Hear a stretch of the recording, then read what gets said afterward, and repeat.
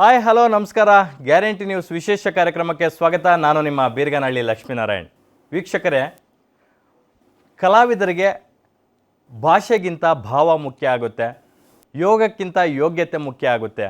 ಈ ಮಾತನ್ನು ನಾನು ಯಾಕೆ ಹೇಳ್ತಾ ಇದ್ದೀನಿ ಅಂತಂದರೆ, ನಾವೆಲ್ಲೋ ಹುಟ್ತೀವಿ, ಎಲ್ಲೋ ಬೆಳಿತೀವಿ, ಏನನ್ನೋ ಸಾಧಿಸ್ತೀವಿ. ಕೊನೆಗೆ ನಮಗೆ ವೈಯಕ್ತಿಕವಾಗಿ ನಮ್ಗೆ ಎಷ್ಟು ತೃಪ್ತಿ ಇದೆ, ಎಷ್ಟು ಸಾರ್ಥಕ ಜೀವನ ನಾವು ಮಾಡ್ತಾ ಇದ್ದೀವಿ ಅನ್ನೋದ್ರ ಬಗ್ಗೆ ನಾವು ಪರಾಮರ್ಶಿಸ್ಕೊಂಡಾಗ ಎಲ್ಲ ಒಂದು ಕಡೆ ತುಂಬ ರಿಗ್ರೆಟ್ ಮಾಡ್ತೀವಿ ಲೈಫಲ್ಲಿ. ನಾನು ಈ ಮಾತುಗಳನ್ನು ಹೇಳೋದಕ್ಕೆ ಒಂದು ರೀಸನ್ ಇದೆ. ನಮ್ಮ ಚಾನಲ್ ಒಂದು 6-7 ತಿಂಗಳ ಹಿಂದಷ್ಟೇ ಓಪನ್ ಆಯಿತು. ಇದರ ಇನಾಗ್ರಲ್ ಫಂಕ್ಷನ್ಗೆ ಸಾಕಷ್ಟು ಜನ ರಾಜಕಾರಣಿಗಳು, ಸಾಕಷ್ಟು ಜನ ಚಿತ್ರರಂಗದ ಗಣ್ಯರು ಬಂದೋದ್ರು. ನಾನೊಬ್ಬ ವಿಶೇಷ ಅತಿಥಿಯನ್ನು ಆಹ್ವಾನಿಸಿದ್ದೆ ಇಲ್ಲಿಗೆ. ಕಾರಣಾಂತರಗಳಿಂದ ಅವರು ಅವತ್ತು ಬರೋಕ್ಕಾಗಲಿಲ್ಲ.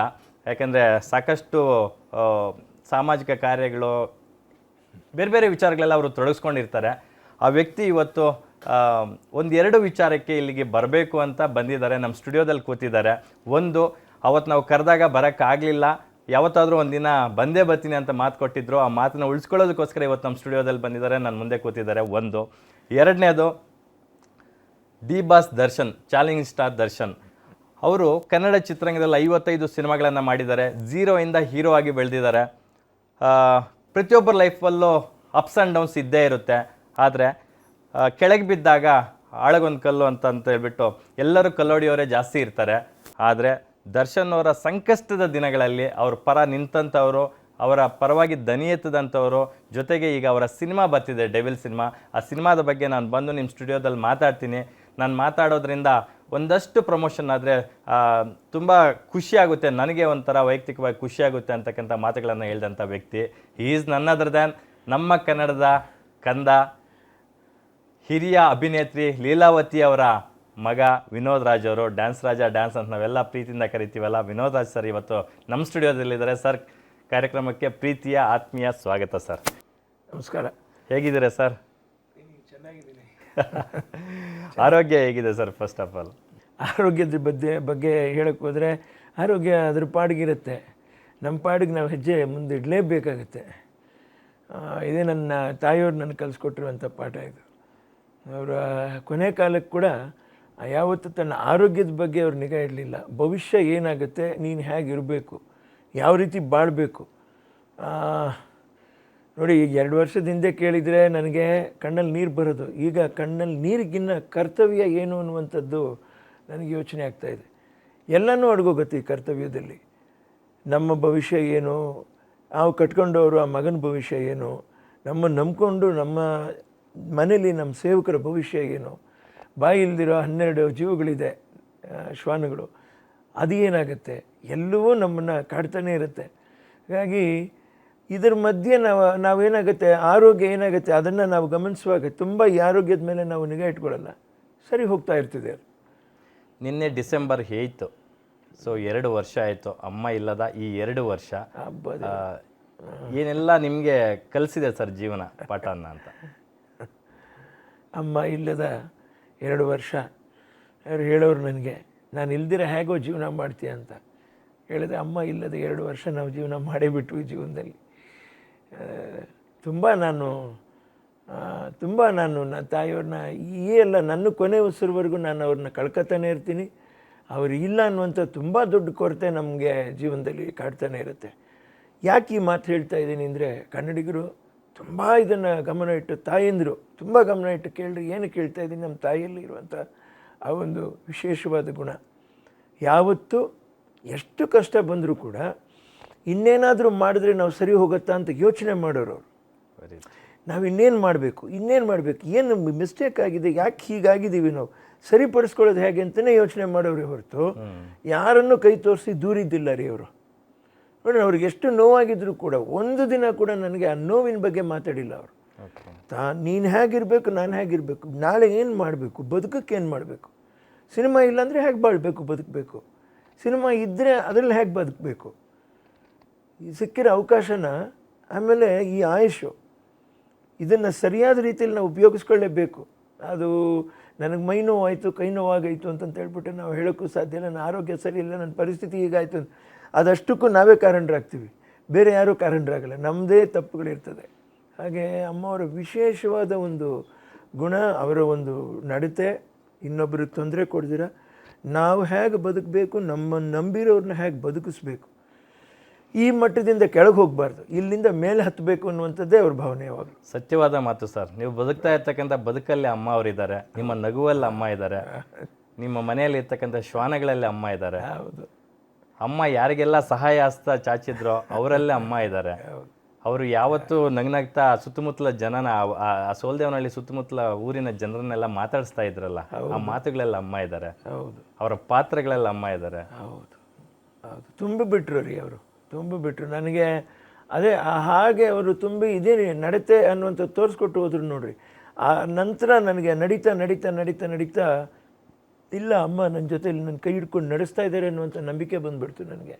ಅಷ್ಟು ಧೈರ್ಯನೇ ಹೊರತು ಇನ್ಯಾರಿಗೋ ಒಂದು ನಾನು ಇದನ್ನು ಮಾಡಿ ರೋಲ್ ಮಾಡಲಾಗಬೇಕು, ಇವ್ರ ಮೇಲೆ ಚಾಲೆಂಜ್ ಮಾಡಬೇಕು, ಅಥವಾ ಅವರನ್ನು ಸೋಲಿಸ್ಬಿಟ್ಟು ನಾನೊಂದಲ್ಲ ಒಂದು ದಿವಸ ಈ ಥರ ಪದವಿಗಳಲ್ಲಿ ಬಂದು ಕೂತ್ಕೋಬೇಕು, ಇದೆಲ್ಲ ದೇವರಾಣೆಗಳ ಆಸೆ ಇರಲಿಲ್ಲ, ಖಂಡಿತ ಇಲ್ಲ. ಒಂದು ಚಿಕ್ಕ ಸ್ವಾರ್ಥ ಏನಿತ್ತು ಅಂದರೆ ಅಮ್ಮವ್ರು ಹೇಳೋರು, ಹಿಂದೆ ನನಗೆ ತಮಿಳ್ನಾಡಿನಲ್ಲಿ ನಾನು ತೋಟಕ್ಕೆ ಕೊಂಡಾಗ ಅಲ್ಲಿ ನರಿ ಮತ್ತು ಈ ಬರೀ ನೀರು ಹಾವುಗಳು, ನಾಗರಹಾವುಗಳು ಇದ್ದಂಥ ತೋಟ ಅವು. ಓಕೆ.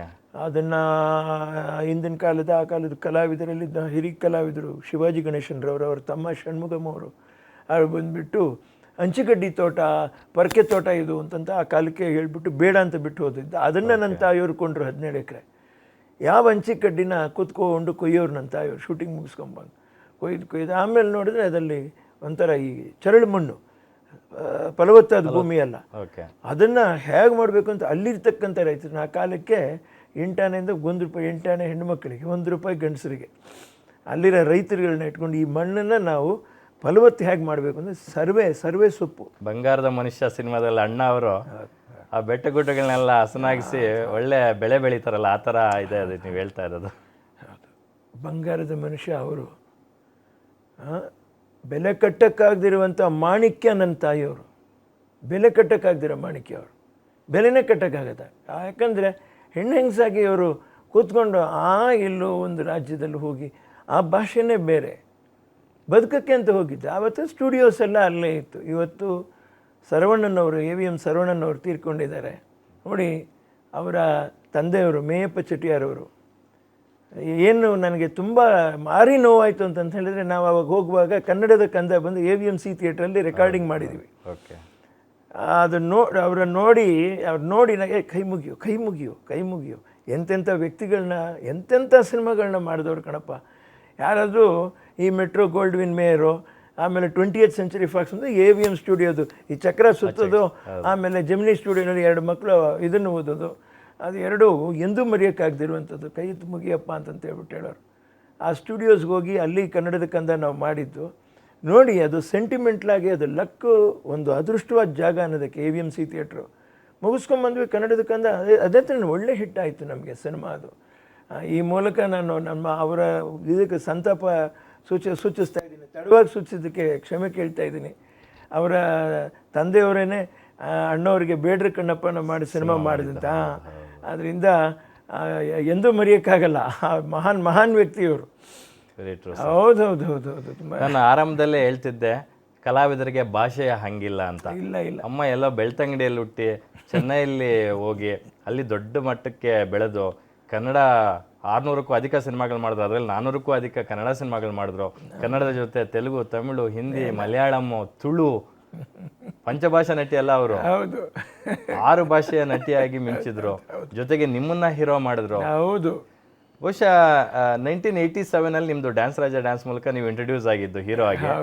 ಅದೇ ವರ್ಷ ನಾನು ಹುಟ್ಟಿದ್ದು ನೋಡಿ. ಇವತ್ತು ನಾನು ನಿಮ್ಮ ಜೊತೆ ಕೂತು ಸಂದರ್ಶನ ಮಾಡ್ತಾ ಇದ್ದೀನಿ. ಇದೇ ಗೀತೆ ನೀವು ಮಾತಾಡ್ತೀರಿ. ನಾನು ಏನು ಗೊತ್ತಾ, ಯೂತ್ಸಲ್ಲಿ ನಾನು ನಿಮ್ಮನ್ನೆಲ್ಲ ತಾಜಾ ಮಾಡೋದಕ್ಕೋ ಯೂತ್ಸ್ನ ನಾನು ಮೆಚ್ಚಿಸೋದಕ್ಕೋ ದೇವರಾಣಿಗಳು ಮಾತಾಡ್ತಾ ಇಲ್ಲ. ನಾನು ಈ 87ರಲ್ಲಿ ನೀವು ಹುಟ್ಟುವಾಗ ನಾನೊಬ್ಬ ಯೂತು. ಯೂತ್ ಫೀಲ್ ಏನಿರುತ್ತೆ ಅಂತ ನಮ್ಗೆ ಅರ್ಥ ಆಗುತ್ತೆ ಜೀವನದಲ್ಲಿ. ಅದೇ ಯೂತ್ ಇವತ್ತು ಇಷ್ಟು ವರ್ಷಗಳ ನಂತರ ನನ್ನ ಹತ್ರ ನೀವು ಮಾತಾಡಿಸ್ತಾ ಇದ್ದೀರ ಅನ್ನುವಂಥದ್ದು ನನಗೆ ತುಂಬ ಹೆಮ್ಮೆ ಆಗ್ತಾಯಿದೆ. ಆಮೇಲೆ ನೋಡಿ, ನಾವುಗಳು ಮಾತಾಡುವಾಗ ತುಂಬಾ ನಾವು ತಬ್ಬಿಬ್ಬಾಗ್ತಾಯಿದ್ವಿ. ಬಟ್ಟು ನಿಮ್ಮಲ್ಲಿ ನಾವು ಕಾಣುವಂಥದ್ದು ಏನು ಅಂತಂತ ಹೇಳಿದ್ರೆ, ಅದನ್ನು ಸುಲಲಿತವಾಗಿ ಹೀಗೆ ಬಂದಾಗೆ ನಾನು ಮಾತಾಡ್ತೀನಿ, ನನ್ನ ಹತ್ರ ಹಾಯ್ ಹಲೋ ನಮಸ್ಕಾರ ಅಂತಂತ ಹೇಳಿದ್ರಲ್ಲ, ಅದರಲ್ಲೇ ನಿಮ್ಮ ಒಂದು ಫ್ಲೂಯೆನ್ಸಿ, ಅದು ನಮ್ಗೆ ಎಷ್ಟು ಖುಷಿಯಾಗುತ್ತೆ ಅಂತ ನೋಡಿದಾಗ ಯೂತ್ಸ್ನೆಲ್ಲ ಅದಕ್ಕೆ ನಾನು ಸಲ್ಯೂಟ್ ಮಾಡ್ತೀನಿ, ಹ್ಯಾಟ್ಸ್ ಆಫ್ ಅಂತೀನಿ ನಿಮಗೆ. ದೇವ್ರು ಚೆನ್ನಾಗಿರಲಿ ನಿಮ್ಮನ್ನು. ಥ್ಯಾಂಕ್ ಯು ಅಪ್ಪಾಜಿ. 1987 ವಿನೋದ್ ರಾಜ್ ಅವರು ಹೀರೋ ಆದರು. ಅದಾದಮೇಲೆ ಅವ್ರು ಹಿಂದಿರುಗಿ ನೋಡಿದ ನಿದರ್ಶನಗಳೇ ಇಲ್ಲ. 90ಸಲ್ಲಂತೂ ಎಷ್ಟು ಬ್ಯುಸಿಯೆಸ್ಟ್ ಆ್ಯಕ್ಟರ್ ಆದ್ರಿ ಅಂತಂದರೆ, not only an actor, Vinod Raj ಅವರು ಒಳ್ಳೆ ಸಿಂಗರ್ ಕೂಡ ಹೌದು, ಅದ್ಭುತ ಡ್ಯಾನ್ಸರ್ ಕೂಡ ಹೌದು, ಅತ್ಯದ್ಭುತ ಕಲಾವಿದರು ಕೂಡ ಹೌದು. ಒಂದು ಸಣ್ಣ ರೀಕಾಲ್ ಮಾಡಿದ್ರೆ ಸರ್. ಏನು ರೀಕಾಲ್ ಮಾಡೋದಪ್ಪಾಜಿ, ಏನು ರೀಕಾಲ್ ಮಾಡೋದು? ಹಾಡಬೇಕು, ಅಮ್ಮವ್ರಿಗೆ ತುಂಬ ಇಷ್ಟ, ಹಾಡಪ್ಪ ಹಾಡಪ್ಪ ಅಂತಂತ ಹೇಳ್ಬಿಟ್ಟು ಹೇಳೋರು. ಏನು ನಾನು ಅಯ್ಯೋ ದೇವ್ರೆ, ಪ್ರಾರಂಭದಲ್ಲಿ ಅಣ್ಣವರು ಈ ಆಂಜನೇಯನ ಹಾಡು ಹಾಡೋರು, ಅದನ್ನು ಭಾರಿ ಇಷ್ಟವಾಗಿ ಒಂದು ಸರಿ ಹೇಳೋ ವಿನೋ, ಒಂದು ಸರಿ ಹೇಳ್ಬೇಕಪ್ಪ, ನೀನು ಕೇಳಬೇಕಾ, ಆ ಉಚ್ಚಾರಣೆ ಅವ್ರ ಬಾಯಿನಲ್ಲಿ ಬರುವಂಥದ್ದು ತಿಳ್ಕೊಂಡು ನೀನು ಹಿಂಗೆ ಆಗುತ್ತೆ ನಿನ್ನಿಂದ ಅಂತಂತೆ ಒಂದು ತುಣುಕು. ಪ್ಲೀಸ್ ಅಪ್ಪಾಜಿ ಹಾಡಿ. ನೋಡುವ ಬಗೆ ಹೇಗೆ ನಿನ್ನ, ಬೇಡುವ ಬಗೆ ಹೇಗೆ ನಿನ್ನ, ಪಾದ ಹುಡುಕಲಾರೆ ಹನುಮ ಮೊಗವ ಕಾಣಲಾರೆ, ಕೋಟಿ ಕಣ್ಣು ಸಾಲದಯ್ಯ ನಿನ್ನ ರೂಪ ತುಂಬಿಕೊಳ್ಳಲು, ಎಲ್ಲಿ ನಾನು ನಿಲ್ಲಲಯ್ಯ ನಿನ್ನ ನೋಡಲು, ನಿಂತ ರೀತಿಯೋ ತನುವ ಕಾಂತಿಯೋ, ಒಳಿವ ಸೂರ್ಯ ಹಣತ ದೀಪದಂತೆ ಕಾಣುತ್ತಿರಲು, ಹೀಗೆ ಆಕಾಶ ಭೂಮಿಗಳ ಒಂದು ಮಾಡಿ ನಿಂತ ನಿನ್ನ ಈ ಆಕಾರವೇನು. Super sir, super.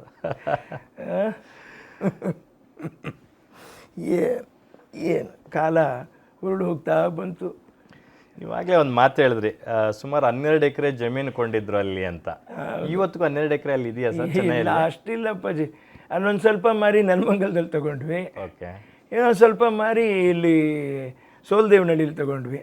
ಇವತ್ತು ಅದೇ ಪ್ರಾಪರ್ಟಿ ಎಲ್ಲೇ ಇದ್ದರೆ ಹೆಚ್ಚು ಕಡಿಮೆ ಅದು 1,000 ಕೋಟಿಗೆ ವರ್ತಾಗ್ಬಿಟ್ಟಿರೋದು. ಅದು ಅಂಥ ಜಾಗ. ಏನು 700 ಅಲ್ಲ, 2,000 ಅಡಿ ಫ್ರಂಟೇಜ್ ಇದೆ ಓಕೆ. ಒಂದು ರೋಡ್ಗೆ. ಇನ್ನೊಂದು 650 ಅಡಿ ಫ್ರಂಟೇಜ್. ಈಗ ಎಲ್ಲ ಚಿಕ್ಕದಾಗಿ ಇಲ್ಲೊಂದು ಸ್ವಲ್ಪ ಅಲ್ಲೊಂದು ಸ್ವಲ್ಪ ಹಾಗೆ ಈ ಭವಿಷ್ಯಕ್ಕೋಸ್ಕರ ಬಂದ್ವಿ ಇಲ್ಲಿ. ಅಲ್ಲಿಂದ ಬಂದ ಮೇಲೂ ಕೂಡ ಬೆಂಗಳೂರಲ್ಲಿ ನೀವು ಸ್ವಂತ ಅಂತ ಒಂದು ಮನೆಯ ತೋಟ ಏನೋ ಮಾಡ್ಕೊಂಡಿರಿಲ್ಲ, ಸಾಕಷ್ಟು ವರ್ಷಗಳ ಕಾಲ ಹೋಟೆಲಲ್ಲೇ ಜೀವನ ಮಾಡಿದ್ರಿ. ಹೌದು, Shyam Prakash hotel Satkar first Subbaiah circle, ಆಮೇಲೆ ಇನ್ಫ್ಯಾಂಟ್ರಿ ರೋಡಲ್ಲಿ ಶ್ಯಾಮ್ ಪ್ರಕಾಶ್.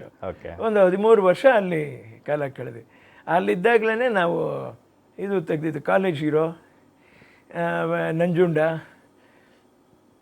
ಅದು ಮುಗಿದ ನಂತರ ತಿರುಗಿ ಒಂದು ಗ್ಯಾಪ್ ಬರುತ್ತೆ ನನಗೆ. 3 ಗ್ಯಾಪ್ ಬಂದುಬಿಡ್ತದೆ. ಎಲ್ಲ 4-5 ವರ್ಷ 6 ವರ್ಷ ಇಷ್ಟು ಗ್ಯಾಪು. ಏನಕ್ಕೆ ಸರ್ ಆ ಗ್ಯಾಪ್ಸು?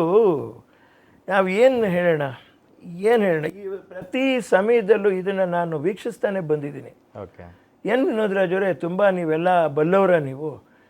ನಾನು ಜ್ಯೋತಿಷದವನಲ್ಲ, ಅಥವಾ ಯಾವುದೋ ಬಾರಿ ನೋವು ಅನುಭವಿಸ್ಬಿಟ್ಟಿದ್ದೀನಿ, ನನಗೆಲ್ಲ ಹೀಗಾಗೋಗ್ಬಿಟ್ಟಿದೆ, ಅದನ್ನು ಹೇಳೋಕ್ಕೂ ನಾನು ಇಲ್ಲಿ ಬಂದಿಲ್ಲ. ಸತ್ಯವಾದ ಮಾತಿನ ನಾನು ಕನ್ನಡ ಚಿತ್ರರಂಗದಲ್ಲಿ ನೋಡ್ತೀನಿ.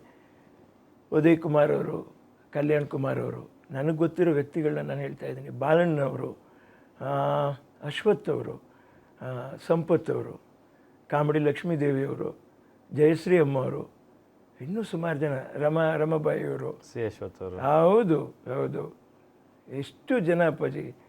ಕೆ ಎಸ್ ಅಶ್ವಥ್ ಅವರು, ಸಿ ಅಶ್ವಥ್ ಅವರು ನಿಮಗೆ ಜಾನಪದ ಗೀತೆನೂ ಮತ್ತು ಎಲ್ಲ ಈ ಥರ ಹಾಡುಗಳು ಅವ್ರದ್ದು. ಆದರೆ ನಾನು ಕಲಾವಿದ್ರ ಬಗ್ಗೆನೇ ಹೇಳ್ತಾ ಬರ್ತಾಯಿದ್ದೀನಿ.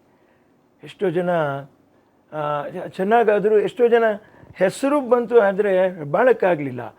ಈ ಬಾಳಕ್ಕಾಗದಿರ್ತಕ್ಕಂಥ ನೋವು ನಾನು ಕೆಲವು ಸೋಲುಗಳು ಅನುಭವಿಸಿದಾಗ, ಕೆಲವು ಚೆನ್ನಾಗಾಗಿಯೂ ನನಗೆ ಜೀವನದಲ್ಲಿ ಹೆಜ್ಜೆ ಇಡೋಕ್ಕಾಗ್ದಿರೋವಾಗ ಆಗಿರುವಂಥ ನೋವನ್ನ ನಾನು ಇವರಲ್ಲಿ ಕಂಡೆ. ನನ್ನ ತಾಯರು ನೋಡು, ಅವರೆಷ್ಟು ನೊಂದ್ಕೊಬೋದು. ನೋಡು ಅಶ್ವಥ್ ಅವ್ರನ್ನ ನೋಡಪ್ಪ, ಗಾಳಿ ಗೋಪುರದಲ್ಲಿ ಹಿಂಗೆ ಆ್ಯಕ್ಟ್ ಮಾಡಿದ್ದಾರೆ, ಮದುವೆ ಮಾಡಿ ನೋಡೋನಲ್ಲಿ ಆ ನಶೆ ಪುಡಿ ಸೇದೋರ ಥರ ಅದು ಆ್ಯಕ್ಟಿಂಗ್ ಹೆಂಗೆ ಮಾಡಿದ್ದಾರೆ ನೋಡು. ಅಂಥವರು ಕೂಡ ಜೀವನದಲ್ಲಿ ಸುಸ್ತಾಗಿ, ಏನಪ್ಪ ಅವಕಾಶ ವಂಚಿತರಾಗೋಗಿದ್ವಿ, ಆರೋಗ್ಯ ಕೆಟ್ಟೋಯ್ತು, ಸಾಕಷ್ಟು ಹಣ ಇರಲಿಲ್ಲ ಕೂಡಿಟ್ಕೊಂಡು ಜೀವನ ಮಾಡೋದಕ್ಕೆ ಅನ್ನುವಂಥದ್ದು. ಇದು ಪ್ರತಿ ಕಲಾವಿದರಲ್ಲೂ, ಪ್ರತಿ ಪೀಳಿಗೆಯಲ್ಲೂ ನಾವು ಆಮೇಲೆ ಇವರೇ ಹೇಳ್ತಾರೆ ಈಗ, ಇವತ್ತೇನು ಬಂದವರೆಲ್ಲ ಹಂಗೆ. ಬಂದವರಲ್ಲಿ ಯಾರು ನೆಮ್ಮದಿಯಾಗಿದ್ದಾರೆ? ಎಷ್ಟು ನೆಮ್ಮದಿಯಾಗಿದ್ದಾರೆ? ಖಂಡಿತ ಇಲ್ಲ. ಹಣ ಇರ್ಬೋದು, ನೆಮ್ಮದಿ ಇರಲ್ಲ. ಇಲ್ಲ ನೆಮ್ಮದಿ ಇರುತ್ತೆ, ಹಣ ಇರಲ್ಲ. ಏನಾದರೂ ಒಂದು ಮನುಷ್ಯನ ಕಾಡ್ತಾನೆ ಇರುತ್ತೆ. ಇದನ್ನು ನೋಡ್ತಾ ನನಗೆ ನನ್ನ ತಾಯಿಯವರು ನೋಡಿ ಇದು ಅರ್ಥ ಮಾಡ್ಕೊಂಬಿಡು. ಆಮೇಲೆ ತುಂಬ ಸಿಂಪಲ್ಲಾಗಿ ಹೇಳೋರು. ಅವ್ರು ಬಂದು ಯಾವುದೇ ನನ್ನನ್ನು ಉತ್ಪ್ರೇಕ್ಷೆ ಮಾಡಿ ಮಾತಾಡ್ತಕ್ಕಂಥದ್ದು 1-2 ಪ್ರಚೋದಕಾರಿಯಾದ ಮಾತನ್ನು ಹೇಳ್ತಾ ಇರಲಿಲ್ಲ ಅಂತ. ನೋಡು ಬಿಟ್ಬಿಡೋದು ನಾನು ಬಿಡೋರು ಇಮಿಡಿಯೇಟ್. ನಾನು ಹಿಂಗೆ ಕೋಪ ಮಾಡ್ಕೊತಾನೆ, ಬಿಟ್ಬಿಡೋದನ್ನ, ಏನಿಲ್ಲ ನಿಮಗೆ ತೋಟ ಇಲ್ಲ, ಜೀವನ ಮಾಡೋ. ಅಲ್ಲಿ ತಮಿಳ್ನಾಡಲ್ಲಿ ಕೊತ್ವಾಲ್ ಚವಡಿ ಅಂತಿದೆ. ಆ ಟೈಮ್ ಅಂಬಾಸಿಡರ್ ಕಾರ್ನಲ್ಲಿ ಕರ್ಬೇವಿನ ಸೊಪ್ಪು ತೆಂಗಿನಕಾಯಿ ಕಳಿಸ್ಬಿಡೋರು ನನಗೆ. ಮಾರ್ಕೊಂಬರ್ತಾಯಿದ್ದೆ ನಾನು. ಇದು ಲೈಫು. ಚೇಂಜ್ ಆಗು ಇಲ್ಲ ಚೇಂಜ್ ಆಗು. ಸಿನಿಮಾದವರು ಸಿನಿಮಾ ಮಾಡಿದ್ದಾರೆ, ಅಭಿನಯ ಮಾಡಿದ್ದಾರೆ, ಪ್ರತಿಯೊಂದನ್ನು ಮಾಡಿ ಎಷ್ಟೋ ಜನ ಗಳಿಸ್ಕೊಂಡ್ರು, ಎಷ್ಟೋ ಜನ ಗಳಿಸ್ಕೊಳ್ಳೋಕ್ಕಾಗಲಿಲ್ಲ. ಇದರಲ್ಲಿ ನೀನು ಕಲಿಬೇಕಾದ್ದು ಏನು ಅಂತಂತ ಹೇಳಿದ್ರೆ, ಒಂದು ಅವಕಾಶ, ಒಂದು ಸಮಯ ನಿನಗೆ ಬಂತು, ಜನ ನಿನ್ನನ್ನು ಬೇಡ ಅನ್ನಲಿಲ್ಲ, ಸರಿ ನಿನಗೆ ಅವಕಾಶ ಸಿಗಲಿಲ್ಲ. ಬರೀ ಅವಕಾಶ ಸಿಗಲಿಲ್ಲ ಅಂತ ನೀನು ಬೇರೆ ನಮ್ಮಮ್ಮ ಪ್ರಯತ್ನ ಪಟ್ಟರು, ಸುಮಾರು ಪ್ರಯತ್ನ ಪಟ್ಟರು. ಇಲ್ಲಿ ಪರಿಸ್ಥಿತಿಗಳಷ್ಟು ಕಷ್ಟ. ಸಿನಿಮಾಗಳು ಮಾಡಿದ್ರು ಅದರಲ್ಲಿ ಏನು ನಮ್ಗೆ ತೊಂದರೆನೂ ಆಗಲಿಲ್ಲ. ಆದರೆ ಅಮ್ಮ ಏನು ಹೇಳಿದ್ರು, ಇದಿಷ್ಟೇ ಅಲ್ಲ ಕಣೋ ಜೀವನ ಇನ್ನೂ ದೊಡ್ಡದಿದೆ ಅಂತ. ಸೊ ಅವ್ರು ಹಾಗಾಗಿ ಇದನ್ನು ಬಿಡು, ನಾವೇನು ಮಾಡಬೇಕು ಅದನ್ನು ಮಾಡೋಣ. ಹಾಗಿದ್ದರೂ ಕೂಡ ಆಫೀಸ್ನ ಇದರಿಂದ ಅನ್ನ ತಿಂದು ಬಂದಿದೆ. ಅದು ಅಮ್ಮವ್ರ ನೆನಪಿಗೆ ಆಫೀಸ್ ಇರಲಿ ಅಲ್ಲಿ ಅಂತ ಇವತ್ತಿಗೂ ಆಫೀಸ್ನ ನಾನು ರೆನೋವೇಟ್ ಮಾಡಿ ನಾನು ಹೇಳಿದ್ದೀನಿ ನಮ್ಮ ಮ್ಯಾನೇಜರ್ ನಾಗರಾಜ್ ಅವ್ರಿಗೆ, ಎಲ್ಲ ಅಮ್ಮನ ಕಾಲದ ಯಾರು ನಿರ್ಮಾಪಕರು, ನಿರ್ದೇಶಕರು ಯಾರಿದ್ದಾರೆ ಕೂರಿಸಿ ಒಂದು ಕಪ್ ಕಾಫಿ ಕೊಡ್ರಿ, ಅಲ್ಲಿ ಯಾರು ಕೆಳಗಡೆ ನಿಂತ್ಕೋಬಾರ್ದು, ಎಲ್ಲೂ ನಿಂತ್ಕೊಬಾರ್ದು, ಕರೀರಿ, ಅವ್ರದ್ದೇ ಆಫೀಸ್ ಇದು ಅಂತ ಹೇಳ್ಬಿಟ್ಟು ಹೇಳಿ ಹೀಗೆ ಹೇಳಿದ್ದೀನಿ ನಾನು. ಹೌದು, ಅವ್ರದ್ದೇ ಆಫೀಸ್ ಅದು. ಮನೆ ಭಟ್ರು ಪಾಪ ಎಷ್ಟು ಸಿನಿಮಾಗಳಿಗೆ ಅವರು ನನಗೆ ಅಂದಾಜಿಗೆ ಸಾವಿರಾರು ಪಿಕ್ಚರ್ಗಳಿಗೆ ಅವರು ಯೂನಿಟ್ ಸಪ್ಲೈ ಮಾಡಿದ್ದಾರೆ. ಯೂನಿಟ್ ಭಟ್ರು. ನಾನು ನಮ್ಮ ಮ್ಯಾನೇಜರ್ಗೆ ಅದನ್ನೇ ಹೇಳಿದ್ರಿ, ಗುರ್ತಿಸ್ರಿ ಫಸ್ಟು, ಆಮೇಲೆ ಮಿಕ್ಕಿದ್ದು ನಾವೇನು ನಮ್ಮ ಯೋಗ್ಯತೆ ಇದ್ದರೆ ಅದು ಸರಿ ಹೋಗುತ್ತೆ, ಅಥವಾ ಯಾರಾದರೂ ಗುರುತಿಸ್ತಾರೆ. ನಾವು ಫಸ್ಟ್ ಗುರುತಿಸ್ಲಿಲ್ಲ ಅಂದರೆ ಏನು ಮಾಡ್ತೀವಿ. ಇದೇ ಡಿಸೆಂಬರ್ 24ಗೆ ಅಮ್ಮ ಅವರ ಬರ್ತ್ ಆ್ಯನಿವರ್ಸರಿ ಇದೆ. ಆವತ್ತಿಗೆ ಒಂದಷ್ಟು ಕಲಾವಿದರನ್ನ, ಕಳೆದ ವರ್ಷ ಅವರ ಫಸ್ಟ್ ಡೆತ್ ಆ್ಯನಿವರ್ಸರಿಗೆ ಒಂದು 10 ಜನನ್ನ ಸನ್ಮಾನಿಸಿದ್ವಿ. ಸೊ ಈ ವರ್ಷನೂ ಅದೇ ಥರ ಮಾಡ್ತಿದ್ರೆ ಅಂತ ಕೇಳ್ಪಟ್ವಿ. ಮಾಡಬೇಕು, ಅದನ್ನು ನಿಲ್ಲಿಸಬಾರ್ದು. ಭಗವಂತ ಅದಕ್ಕೆ ಚೈತನ್ಯ ಶಕ್ತಿ ಕೊಡಬೇಕು. ನಾವು ಚಿತ್ರರಂಗದಲ್ಲೂ ಇಲ್ಲ, ಕಿರುತೆರೆಯಲ್ಲೂ ಇಲ್ಲ. ಆದರೆ ನನಗೆ ಅದ್ರ ಬಗ್ಗೆ ನೋವಿಲ್ಲ. ಆದರೆ ನನ್ನ ತಾಯಿಯವರು ಬದುಕೋ ದಾರಿಯನ್ನು ತೋರಿಸ್ಕೊಟ್ಟಿದ್ದಾರೆ. ತಮಿಳುನಾಡು ಸರ್ಕಾರನೂ ನಮಗೆ ಸ್ಪಂದಿಸಿದೆ, ಕರ್ನಾಟಕದ ಸರ್ಕಾರನೂ ನನಗೆ ಸ್ಪಂದಿಸಿದೆ. ಯಾವತ್ತೂ ನಮ್ಮಮ್ಮ ಒಂದು ಮಾತು ಹೇಳೋರು, ಕೈ ತೋರಿಸಿ ನೀನು ಅವರು ನನಗೆ ಸಹಾಯ ಮಾಡಲಿ, ನಿನ್ನಿಂದ ಏನು ಸಾಧ್ಯ ಮಾಡು ಅಂತಂತ ಹೇಳ್ತಾರಮ್ಮ. ಅದು ಅಳಿಲ್ ಸೇವೆನೇ ಆದರೂ ನೀನು ಮಾಡು, ನಿನ್ನಿಂದ ಅದು ನಿನಗೆ ಗೊತ್ತಾಗುತ್ತೆ ನೆಕ್ಸ್ಟ್ ಏನು ನೀನು ಮಾಡಬೇಕು ಅಂತಂತ ಹೇಳ್ಬಿಟ್ಟು. ಒಂದು ರಿಯಾಲಿಟಿ ಶೋಗೆ ಜಡ್ಜ್ ಆಗಿಯೂ ಕೂಡ ನೀವು ಹೋಗಿದ್ರಿ. ಇವತ್ತಿಗೂ ಯಾವುದಾದ್ರೂ ಟಿ ವಿ ನೋಡ್ತಿದ್ದಾಗ, ಯಾವುದೋ ಒಂದು ಒಳ್ಳೆ ಡ್ಯಾನ್ಸ್ ಬಂದಾಗ, ಅಥವಾ ಯಾವುದೋ ಒಂದು ರಿಯಾಲಿಟಿ ಶೋ ಬಂದಾಗ ಎಲ್ಲಾದರೂ ಒಂದು ಸಣ್ಣ ರಿಗ್ರೆಟ್ ಇದೆಯಾ ಸರ್, ನಾನು ಅಲ್ಲಿ ಇರಬೇಕಿತ್ತು ಆ ಥರದ್ದು ಏನಾದರೂ? ಇಲ್ಲ, ಇರುತ್ತೆ. ನಾನು ಯಾಕೆ ಸ್ಟಾಪ್ ಮಾಡಿದೆ, ಚಿತ್ರರಂಗದಲ್ಲಿ ಮುಂದುವರಿಬೋದಿತ್ತು ಅಂತ ಎಲ್ಲಾದರೂ ಅನಿಸಿದೆಯಾ ಸರ್? ಅನಿಸುತ್ತೆ. ಜವಾಬ್ದಾರಿ, ಅಮ್ಮವರ ಪರಿಸ್ಥಿತಿಗಳು, ಮನೇಲಿರುವಂಥ ಕಷ್ಟ ಸುಖಗಳು, ಇವು ನಾವೇ ಒಬ್ಬನೇ ನಾನು ನೋಡಬೇಕಾದ ಪರಿಸ್ಥಿತಿ ಬಂದುಬಿಡ್ತು. ಮಧ್ಯದಲ್ಲಿ ತಾಯಿಯವ್ರಿಗೆ ಹಾರ್ಟ್ ಅಟ್ಯಾಕ್ ಆಯಿತು. ಆಮೇಲೆ ಅದರಿಂದ 1 ವರ್ಷಕ್ಕೆ ಅವ್ರ ಜವಾಬ್ದಾರಿ ನನಗೊಟ್ಟು ನನಗೆ ಹಾರ್ಟ್ ಅಟ್ಯಾಕ್ ಆಯಿತು. ಗೊತ್ತಾಯಿತು. ಅದು 47 ವಯಸ್ಸಲ್ಲೇ ಇದೆಲ್ಲ ಆಗೋಯ್ತು ನಮಗೆ. ಅದನ್ನು ನೋಡಿಬಿಟ್ಟು ನಾನು ಬೇಡಪ್ಪ ಇದು ಸಾಕು, ನಾವು ಜವಾಬ್ದಾರಿ ತೊಗೊಂಡ್ಬಿಡೋಣ ಅಂತ. ಜವಾಬ್ದಾರಿ ತೊಗೊಂಡಿದ್ದೀನಿ, ನನಗೆ ರಿಗ್ರೆಟ್ ಇದೆ, ನಾನು ಇರಬೇಕಾಗಿತ್ತು ಅಂತ. ಇವತ್ತು ನಾನು ಪಾಪ ಡ್ಯಾನ್ಸರ್ಸ್ ನೋಡಿದಾಗ ಅವರಿಗೆ ಅವ್ರು ಮಾಡಿದ್ದು ಏನೇನು ಮಾಡಿದ್ರು, ಅವರು ಯಾವ ಥರ ಮೂಮೆಂಟ್ಸ್ ಅದ, ಫ್ಲೋರ್ ಎಕ್ಸಸೈಸಸ್ ಏನು, ಅದು ನಮಗೂ ಅನ್ನಿಸ್ತದೆ. 1-2 ಮಾತು ಅದ್ರ ಬಗ್ಗೆ ಹೇಳಬೇಕು ಅಂತ. ಆಮೇಲೆ ಇವತ್ತು ಬಂದು ಏನಾಗಿದೆ, ನಿಮಗೆ ಎಲ್ಲ ಫ್ಯೂಷನ್ ಡ್ಯಾನ್ಸಸ್ ಬಂದುಬಿಟ್ಟಿದೆ. ವೆರಿ ಟ್ರೂ, ಕರೆಕ್ಟಾ? ನಾನು ತಿಳ್ಕೊಂಡವನು, ನನಗೆಲ್ಲ ಗೊತ್ತಿದೆ ಅಂತ ನಾನು ಹೇಳ್ತಾ ಇಲ್ಲ. ಅದು ಈಗ ಜೀನ್ ಕೆಲಿ ಅಂತ ಒಬ್ಬ ಡ್ಯಾನ್ಸರ್ ಇದ್ದರು. ಆ ಜೀನ್ ಕೆಲಿ ಅನ್ನೋರು ಈ ಕೈಯೆಲ್ಲ ಹೀಗೆ ಬಿಟ್ಬಿಟ್ಟು ಜಾಕ್ಸನ್ ಹಿಂಗೆ ನೋಡ್ತಾರೆ ನೋಡ್ರಿ, ಅದೆಲ್ಲ ಬಂದು ಜೀನ್ ಕೆಲಿಯಿಂದ ಜಾಕ್ಸನ್ ಇನ್ಹೆರಿಟ್ ಮಾಡಿದ್ದು. ಆಮೇಲೆ ಅವ್ರ ಮಾವ ಎಲ್ವಿಸ್ ಪ್ರಿಸ್ಲಿ, ಅದೈತೆ 3 ಸುತ್ತಾರಲ್ಲ ಅಂತ ಹೆಸರು ಮಂಡಿಲಿ ಕೂತ್ಕೋತಾರೆ, ಎಲ್ವಿಸ್ ಪ್ರಿಸ್ಲಿ ಮಾಡೋರದನ್ನ. ಸೊ ಅದರಿಂದ ಇವರು ಅದನ್ನ ಹೆಂಗಿದೆ ಸ್ಟೈಲಲ್ಲಿ ಬಂತು, ಜೀನ್ ಕೆಲಿಯಿಂದ ಬಂತು, ಆಯ್ತಾ. ಆಮೇಲೆ ನೆಕ್ಸ್ಟು ಡಚ್ ಡ್ಯಾನ್ಸಿಂಗ್ ಅನ್ನುವಂಥದ್ದು ಎಲ್ಲ 1942, 45, 49 ಸಿಂಗಿಂಗ್ ಇನ್ ದ ರೈನ್ ಅಂತ ಬಂತು ಸಾಂಗು. ಆ ಸಿಂಗಿಂಗ್ ಇನ್ ದ ರೈನ್ ನೀವು ನೋಡಿದಾಗ ಫ್ರೆಡ್ ಆಸ್ಟ್ರೋ ಅವ್ರು ಅಯ್ಯಪ್ಪ ಡ್ಯಾನ್ಸ್ ಮಾಡೋದು, ಆ ಟೊಪ್ಪಿ ಹಾಕೊಂಡು ಆ ಲುಕ್ಕು, ಆ ಸ್ಟೈಲ್ಸ್ ಎಲ್ಲ ಇದೆಯಲ್ಲ, ಅದಕ್ಕೆ ನಾವೇನು ಹೇಳ್ತೀವಿ, first human being more than dance learn the style ಅಂತಂತ ಹೇಳ್ತೀವಿ. ಇವತ್ತು ದಕ್ಷಿಣ ಭಾರತ ಅಥವಾ ಭಾರತದ ಸೂಪರ್ ಸ್ಟಾರ್ ಅಂತ ಸೂಪರ್ ಸ್ಟಾರ್ ರಜನಿಕಾಂತ್ ಅವರು, ನೀವು ನೋಡ್ರಿ, ಅವರು ಮಾತಾಡುವಾಗಲೂ ಕೂಡ ಆ ಡೈಲಾಗ್ ಮಾತಾಡುವಾಗ ಕೂಲಿನಲ್ಲಿ ಕೂಡ ಲಾಸ್ಟಲ್ಲಿ ಕೈ ಹಿಂಗೆ ಅಂದ್ಬಿಟ್ಟು ಹಿಂಗಂತಾರೆ. ಹಾಗಂದರೆ ಏನು ಅಂತಂದರೆ ನಾನು ಕತ್ತಿಸ್ಬಿಡ್ತೀನಿ. ಬಟ್ ಈ ಕೈ ಹೀಗೆ ಬಂದು ಹಿಂಗೆ ಬರುವಂಥದ್ದು ಬ್ರೂಸ್ ಲೀ ಕೈಲಿ ಅರ್ಥ ಆಯ್ತಲ್ಲ ನಿಮಗೆ. ಸಿ ಹೌ ಈ ಎಸ್ ಟೇಕನ್ ಇಟ್. ಇಲ್ಲಿಂದ ಇಲ್ಲಿಗೆ ನಾವೇನು ಅಭಿನಯ ಕೊಡ್ಬೋದು ಅಂತ ಆ ವ್ಯಕ್ತಿ ಯಾವ ರೀತಿ ಈ ಇಡೀ ವಯಸ್ಸು 74-75 ವಯಸ್ಸಿಗೆ ಅಲ್ವಾ ನಾವು ಅದನ್ನು ಅಪ್ರಿಷಿಯೇಟ್ ಮಾಡಬೇಕಾಗತ್ತೆ. ಅಣ್ಣವ್ರನ್ನ ಅಪ್ರಿಷಿಯೇಟ್ ಮಾಡಬೇಕಾಗತ್ತೆ. ಮೈಕಟ್ನ ಹಾಗೇ ಇಟ್ಕೊಂಡ್ರು ಪಾಪ. ಇವಾಗ ಕಾಲದಿಂದ ಅದನ್ನು ಯೋಚನೆ ಮಾಡ್ಕೊಂಡು ಹೋದಾಗ ಅದು ಅನ್ನಿಸ್ತದೆ ಮನಸ್ಸಿಗೆ, ಅದೇ ಮೈಕಟ್ಟನ್ನ ನಾವು ಹೀಗೆ ಇಟ್ಕೋಬೇಕು, ಎಷ್ಟಾದರೂ ಪರವಾಗಿಲ್ಲ ನಾನು ಕಷ್ಟಪಟ್ಟು ಹಾಡಬೇಕು ವೇದಿಕೆ ಮೇಲೆ, ಆ ಒಂದು ಹಠ. ಈ ರಿಗ್ರೆಟ್ಸು ಮನಸ್ಸಲ್ಲಿ ನಮಗೆ ಅನ್ನಿಸ್ತಿದೆ ಸರ್. ಅಮ್ಮ ಅವರು ಕೊನೆಯ ದಿನಗಳು ಸೇರಿದಂತೆ ಅಮ್ಮ ಅವರು ಹೋದ ಬಳಿಕ ಬಹುತೇಕ ಸಾವಿರಾರು ಸಂದರ್ಶನಗಳು ನಿಮ್ಮನ್ನು ಮಾಡಿಬಿಟ್ಟಿದ್ದಾರೆ ಎಲ್ಲರೂ. ಎಲ್ಲ ವಿಚಾರಗಳು ರಿವೀಲ್ ಆಗೋಗಿದೆ. ನಾವೇನು ಹೆಚ್ಚಿಗೆ ಮಾತಾಡುವಂಥದ್ದೇನಿಲ್ಲ. ನಾನು ಆದರೂ ಸ್ವಲ್ಪ ಟಚ್ ಮಾಡ್ತಾ ಹೋಗ್ತೀನಿ. ಇತ್ತೀಚೆಗೆ ವಿನೋದ್ ರಾಜ್ ಅವರು ಅಮ್ಮನಂತೆ, ಯಾಕಂದರೆ ಅವರೊಟ್ಟಿಗೆ ಬೆಳೆದವರು, ಅವರೊಟ್ಟಿಗೆ ಇದ್ದವರು, ಅವರ ಆಶಯಗಳನ್ನು ನೆಕ್ಸ್ಟ್ ಲೆವೆಲ್ಗೆ ತೊಗೊಂಡು ಹೋಗ್ತಾ ಇರ್ತಕ್ಕಂಥವ್ರು, ಅವರ ಕನಸುಗಳನ್ನು ನನಸು ಮಾಡ್ತಾ ಇರ್ತಕ್ಕಂಥವ್ರು ನೀವು. ಆ ನಿಟ್ಟಿನಲ್ಲಿ ಇವತ್ತಿಗೂ ಅದೇ ಸಾಮಾಜಿಕ ಕಾರ್ಯಗಳಲ್ಲಿ ತೊಡಗಿಸ್ಕೊಂಡಿದ್ದೀರಾ. ಬಹುಶಃ ಅಲ್ಲಿನ ಜನಪ್ರತಿನಿಧಿಗಳೇ ಅದರ ಬಗ್ಗೆ ತಲೆ ಕೆಡಿಸ್ಕೊಂತಾರೋ ಇಲ್ಲ ಗೊತ್ತಿಲ್ಲ. ಬಟ್ ವಿನೋದ್ ರಾಜ್ ಅವರಂತೂ ಕಷ್ಟ ಅಂದಾಗ ಅಥವಾ ಏನೋ ಒಂದು ಸಮಸ್ಯೆ ಇದೆ ಅಂತಂದಾಗ ಆ ಊರಿನ ಸುತ್ತಮುತ್ತಲು ಜನಕ್ಕೆ ಫಸ್ಟ್ ಸಹಾಯ ಚಾಚೋದೆ ವಿನೋದ್ ರಾಜ್ ಅವರು. ಇದನ್ನೆಲ್ಲ ನೋಡ್ತಿದ್ರೆ ಎಲ್ಲೋ ಒಂದು ಕಡೆ ವಿನೋದ್ ರಾಜ್ ಅವರು ಭವಿಷ್ಯದಲ್ಲಿ ಪಾಲಿಟಿಕ್ಸ್ಗೆ ಬರ್ತಾರಾ ಅಂತಕ್ಕಂಥ ಒಂದು ಪ್ರಶ್ನೆ ಕೂಡ ಮೂಡುತ್ತೆ. ಅಲ್ಲಿನ ಜನ ಕೇಳಿಲ್ವಾ ಸರ್, ನೀವು ಎಲೆಕ್ಷನ್ ಓಟಾಗಿ ಗೆಲ್ಲಿಸ್ತೀವಿ ಅಂತ? ಎಷ್ಟೋ ಹೇಳಿದ್ದಾರೆ ನನಗೆ. ಇಲ್ಲ ಇಲ್ಲ, ಅದು ಇಲ್ದಿರನೇ ನಾವು ಒಳ್ಳೇದು ಮಾಡ್ಬೋದು. ಅದು ಇಲ್ದಿರನೇ ನಾವು ಒಳ್ಳೇದು ಮಾಡ್ಬೋದು. ಸರ್ಕಾರ, ಕೇಂದ್ರ ಸರ್ಕಾರ, ಆಮೇಲೆ ರಿಸರ್ವ್ ಬ್ಯಾಂಕ್ ಆಫ್ ಇಂಡಿಯಾ ಸುಮಾರು ಪಾಲಿಸೀಸ್ ತಂದಿದೆ.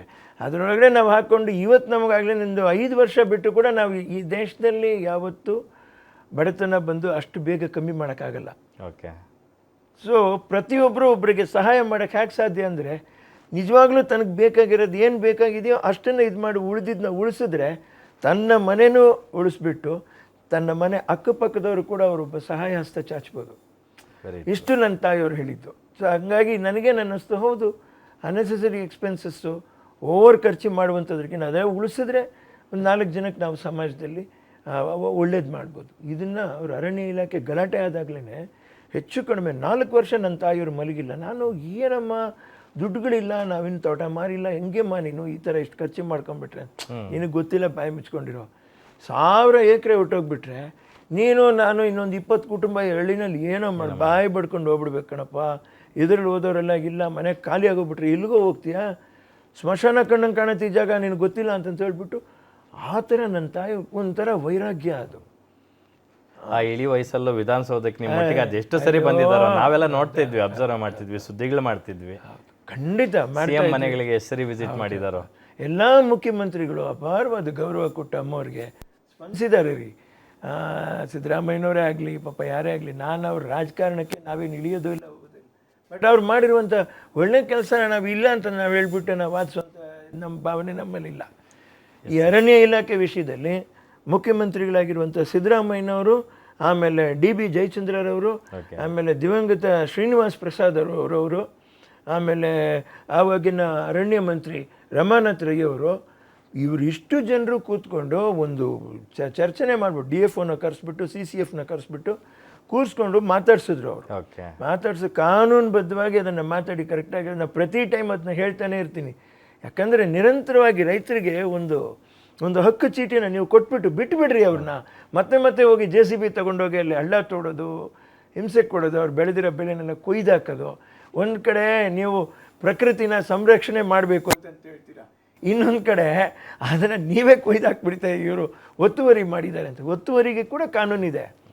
ಇವಾಗ 5 ಎಕರೆವರೆಗೆ ಬಂದಿದೆಯಾ ಏನೋ ನನಗೆ ಗೊತ್ತಿಲ್ಲ ಅದು ಸರಿಯಾಗಿ. ಆವತ್ತಿಗೆ 3 ಎಕರೆ ಒಳಪಟ್ಟಿರುವಂಥವ್ರನ್ನ ಯಾರನ್ನೂ ಒಕ್ಲೆಬ್ಬಿಸುವಾಗಿಲ್ಲ.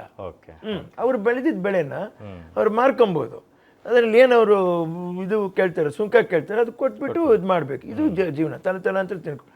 ಈಗ ಇದನ್ನೇ ನೀವು ತಡೆದುಬಿಟ್ರೆ ಅವ್ರು ಹೇಗೆ ಜೀವನ ಮಾಡ್ತಾರೆ? ಅಷ್ಟೇ ಪಾಯಿಂಟ್ ಅದು, ಅಷ್ಟೇ. ಹೀಗೆ ನಮಗಿದು ಹಂಗೆ ಉಪಮುಖ್ಯಮಂತ್ರಿಗಳಾಗಿದ್ದ ಆವತ್ತಿಗೆ ಇಂಧನ ಸಚಿವರಾಗಿದ್ದರು DK ಶಿವಕುಮಾರ್ ಅವರು. ನಿರಂತರ ಜ್ಯೋತಿ ಬೇಕು ಅಂತ ತಕ್ಷಣನೇ ಕೊಡ್ಸಿದ್ರು. ಅಲ್ಲ, ಹೋರಾಟ, ಪ್ರತಿಯೊಂದು ಹೋರಾಟಕ್ಕೂ ಯಾವುದೋ ಒಂದು ಶಕ್ತಿ ಬೇಕಾಗುತ್ತೆ. ಅಷ್ಟು ಜನಕ್ಕೆ ಶಕ್ತಿಯಾಗಿ ನಿಂತವರು ನೀವು ಅಮ್ಮ ಅವರು. ಸೊ ಇವತ್ತಿಗೂ ಆ ಜನ ನಿಮ್ಮನ್ನ ಸಾರ್ಥಕ ಭಾವದಿಂದಾನೇ ಕಾಣ್ತಾರೆ. ಆವತ್ತಿಗೆ 35,000 ಎಕರೆ ಇದ್ದಿದ್ದು, ಇವತ್ತದು 1-1.5 ಕೋಟಿಗೆ ಹೋಗ್ಬಿಡ್ತು ಎಕರೆ. ಸೊ ಎಲ್ಲ ರೈತರು ಖುಷಿಯಾಗಿದ್ದರೆ ಅವ್ರವ್ರ ಗಾಡಿ ತಗೊಂಡು ಓಡಾಡ್ತಾ ಇದ್ರೆ ರೀ. ಸತ್ಯವಾಗ್ಲೂ ನಮ್ಗೆ ಎಷ್ಟು ಸಂತೋಷ ಆಗುತ್ತೆ ಅಂದರೆ, ಅವರೆಲ್ಲ ಆಪೋಸಿಟ್ ಬಂದಾಗ ಯಾವಾಗಾದ್ರೂ ಎದುರು ಬದ ಸಿಕ್ಕಿದಾಗ ನಮಸ್ಕಾರ ಅಂತೇಳಿ ಅದನ್ನ ನೆನ್ಸ್ಕೊಳ್ತಾರ? ಅಯ್ಯೋ ಸಿಕ್ಕಾಬಿಟ್ಟೆ ನೆನೆಸ್ಕೋತಾರೆ, ತುಂಬ ನೆನೆಸ್ಕೋತಾರೆ.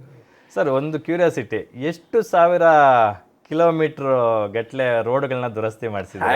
ಸಾವಿರ ಗಟ್ಟಲೆ ಹೆಂಗ್ ಸ್ವಾಮಿ ಮಾಡೋಕ್ಕಾಗತ್ತಪ್ಪ? ಯಾಕಂದ್ರೆ ದೊಡ್ಡಬಳ್ಳಾಪುರವರೆಗೂ ಮಾಡಿಸಿದ್ರ ನೀವು, ಮಧುರೈ ರೋಡ್ವರೆಗೂ ಮಾಡಿಸಿದ್ರ. ಹೌದು, ಒಂಥರ ಅದು ವೈರಾಗ್ಯ ಥರ ಬಂದ್ಬಿಡ್ತು ನನಗೆ. ಗಾಡಿಗಳು ಓಡಿಸ್ಕೊಂಡು ಹೋದಾಗ ಓಕೆ, ಅದು ಒಂದೊಂದು ಸರಿ ಹಳ್ಳಕ್ಕೆ ಹೋಗಿ ಮೇಲೆ ಬರುವಾಗ ಟೈರಾಯ್ಡ್ ಎಂಡು ಇಲ್ಲ ಬ್ಯಾಲೆನ್ಸಿಂಗ್ ರಾಡ್ ಬುಷ್ ಕಟ್ ಆಗಿಬಿಡೋದು ಗಾಡಿದು. ಅದು ಇಂಪೋರ್ಟೆಡ್ ವೆಹಿಕಲ್ಸ್ಗೆ ಎಲ್ಲ ಮೆಕ್ಯಾನಿಕ್ನ ಕರೆಸ್ಬೇಕು, ಮೆಕ್ಯಾನಿಕ್ನ ಆನೆ ಸಾಕ್ದಂಗೆ ಆಗ್ಬಿಡ್ತದೆ. ಅವ್ರನ್ನ ಕರೆಸಿ ರೆಡಿ ಮಾಡಿಸಿ ಪಾಪ. ಆಮೇಲೆ ಟೂ ವೀಲರ್ಸಲ್ಲಿ ಹೋಗ್ತಾ ಇರ್ತಾರಲ್ಲ, ನಾನು ಸಿಂಪಲ್ ನಾನು ನೋಡಿದ್ದೆ ಘಟನೆಗಳು, 5 ಘಟನೆ ನನ್ನ ಕಣ್ಣಾರೆ ನೋಡಿದೆ ನಾನು.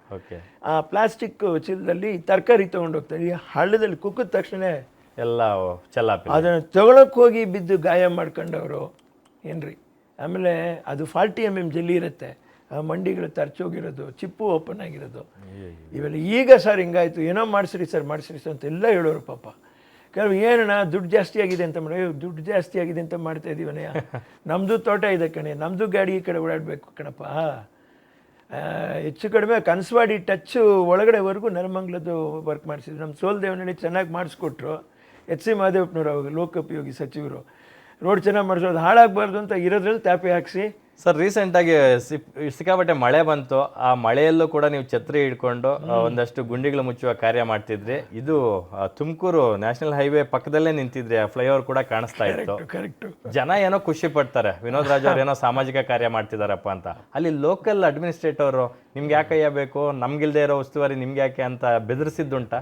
ಬೆದರಿಸಿಲ್ಲ ಪಾಪ, ಬೆದರಿಸಿಲ್ಲ. ಓಕೆ, ಯಾಕಣ ಎಲ್ಲ ನಮಗೆ ಬೈತಾರೆ ಕಣಣ್ಣ ಅಂತ ಒಂದು ಮಾತು ಹೇಳಿದ್ರು ನನ್ನ ಅಪ್ಪಾಜಿ. ಈಗ ನೀವು ಬೈತಾರೆ ಅಂತ 4 ದಿವಸ ಬಿಟ್ಟರು ಕೂಡ ನಮಗೆ, ನಾವು ಕೆಳಗೆ ಬೀಳ್ತೀವಿ, ಇನ್ನೊಂದಷ್ಟು ಜನ ಕೆಳಗೆ ಬೀಳ್ತಾರೆ. ಆಗೋದಿಲ್ಲ ಅಪ್ಪಾಜಿ, ನೀವು ಮಾಡ್ಕೊಳ್ರಿ, ನನಗೆ ಇದರಲ್ಲೇನು ಮಾಡಿ ಆಗಬೇಕಾದ್ದು ಏನಿಲ್ಲ ಕಣಪ್ಪ. ನಾನು ಆಗ್ತಾ ಇರೋದೇನು, ನಿಮಗೆ ಇದಾಗ್ತಾ ಇದ್ದೀನಿ, ವೆಟ್ ಮಿಕ್ಸ್ ಆಗ್ತಾ ಇದ್ದೀನಿ ಅಷ್ಟೇ. ನೆಕ್ಸ್ಟ್ ನೀವು ತಾರು ಹಾಕ್ಕೊಳ್ರಿ, ತಪ್ಪೇ ಇಲ್ವಲ್ಲ. ಈಗ ಹಳ್ಳದಲ್ಲಿ ಬಿದ್ದರೆ ಏನಪ್ಪಾಜಿ ಮಾಡಬೇಕು? ಆ ನೀರು ಎಲ್ಲ ಅಂಗಡಿಗಳಿಗೆ ಹೋಗುತ್ತೆ, ನಾವು ಈ ಕಡೆ ಸರಿಯಾಗಿ ಓಡಿಸೋಕ್ಕಾಗಲ್ಲ ಗಾಡಿನ, ಆಕ್ಸಿಡೆಂಟ್ಗಳಾಗತ್ತಪ್ಪ ಅಂತಂತ ಹೇಳಿ ನಾನು ಕನ್ವಿನ್ಸ್ ಮಾಡಿ ನಾನು ಮಾತಾಡಿ, ನಾನು ಜಗಳಕ್ಕೆ ಹೋಗಲ್ಲ, ಕೊನೆಯ ವ್ಯಕ್ತಿ ಜಗಳ ಮಾಡೋದ್ರಲ್ಲಿ ನಾವು. Super sir, super. ಸಿ, ಆರೋಗ್ಯ ಸೇವೆ ಮಾಡೋದಕ್ಕೆ ಡಾಕ್ಟರ್ಗಳೇ ಆಗಬೇಕಾಗಂತೇನಿಲ್ಲ. ಡಾಕ್ಟರ್ ಲೀಲಾವತಿ ಅವರು ಕೂಡ 3 ಆಸ್ಪತ್ರೆಗಳನ್ನು ಕಟ್ತಾರೆ. ಒಂದು ಪಶು ಆಸ್ಪತ್ರೆ, ಒಂದು ಜನರ ಆಸ್ಪತ್ರೆ ಇಲ್ಲಿ ಬೆಂಗಳೂರಲ್ಲಿ ಸೋಲ್ದೇವನಹಳ್ಳಿ ಹತ್ರ, ಒಂದು ಜನರ ಆಸ್ಪತ್ರೆ ಎಗೈನ್ ಚೆನ್ನೈಯಲ್ಲಿ. ಹೌದು. ಇದು ಹೇಗೆ ಸಾಧ್ಯ ಆಯಿತು ಸರ್? ಹೇಗೆ ಸಾಧ್ಯ ಅಂದರೆ, ಅಮ್ಮವ್ರ ಮನಸ್ಸು ಅಷ್ಟು ದೊಡ್ಡದಾಗಿತ್ತು. ಈಗೇನು 2 ವರ್ಷ ಆಯಿತು ಅಂತ ನಾವು ಅನ್ಕೊತಾ ಇದ್ದೀವಲ್ಲ, ನನಗೆ ಅಮ್ಮ ಇನ್ನೂ ನನ್ನ ಜೊತೆಲೇ ಇದ್ದಾರೆ ಅನ್ನೋದು ಭಾವನೆಯಲ್ಲೇ ನಾನು ಅದು ಕಟ್ಟಿದ್ದೀವ್ರೆ. ಅಲ್ಲ, ಇಂಜಿನಿಯರಿಗೆ ಹೇಳಿದಾಗ ಪಾಪ ಅವರು ತಕ್ಷಣವೇ ಆಗಲಿ ಅಂತಂತ ಹೇಳ್ಬಿಟ್ಟು ಹೆಚ್ಚು ಕಡಿಮೆ 40-42 ಲಕ್ಷ ಆಗೋಯ್ತು. ಆಗಲಿ ಪರವಾಗಿಲ್ಲ ಕಟ್ಟಿ ಸರ್ ಅಂತಂತ ಹೇಳ್ಬಿಟ್ಟು ಕ್ಲಿಯರ್ ಮಾಡಿಸಿ, ಇಲ್ಲಿನ ಥರನೇ ಅಲ್ಲಿನೂ ಎಲ್ಲ ಎಕ್ವಿಪ್ಮೆಂಟು ಕೊಟ್ಟು ಅವ್ರಿಗೆ. ಈಗ ಡಾಕ್ಟರ್ಸ್ ಬಂದು ಈಗ ಕರೆಕ್ಟ್ ಆಗ್ತಾ ಇದೆ. ನನ್ನ ಪ್ರಶ್ನೆ ಅದೇ ಇತ್ತು. ಕಟ್ಟೋದು ಇಂಪಾರ್ಟೆಂಟ್ ಅಲ್ಲ, ಅದು ಇವಾಗ ಆಕ್ಟಿವ್ ಆಗಿದೆಯಾ? ಸರ್ಕಾರದಿಂದ ಡಾಕ್ಟರ್ಸ್ನೆಲ್ಲ ಕೊಡ್ತಾ ರಿಕ್ರೂಟ್ ಮಾಡಬೇಕಲ್ಲ. ಅದು ಓಲ್ಡ್ PHC ಅದು ಸರಿ ಇರಲಿಲ್ಲ ಅಷ್ಟೊಂದು ಚೆನ್ನಾಗಿ. ಇದು ತುಂಬ ಮಾಡರ್ನ್ ಆಗಿ ಚೆನ್ನಾಗಿದೆ.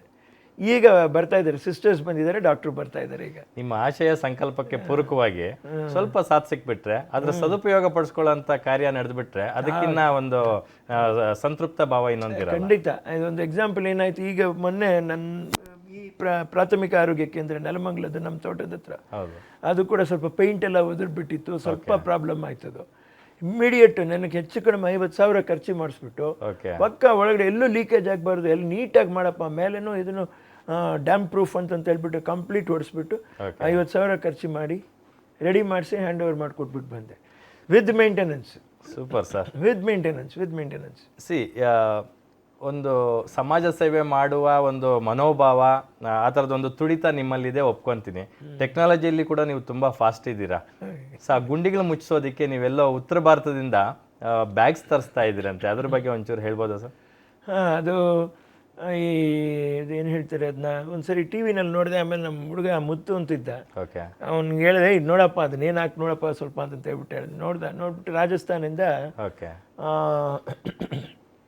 ರೆಡಿ ಮಿಕ್ಸ್ ಅಂತ ಒಂದು ಬರ್ತದೆ, ಅದು ಕೋಲ್ಡ್ ಮಿಕ್ಸ್ ಅಂತ ಕಾಣುತ್ತೆ.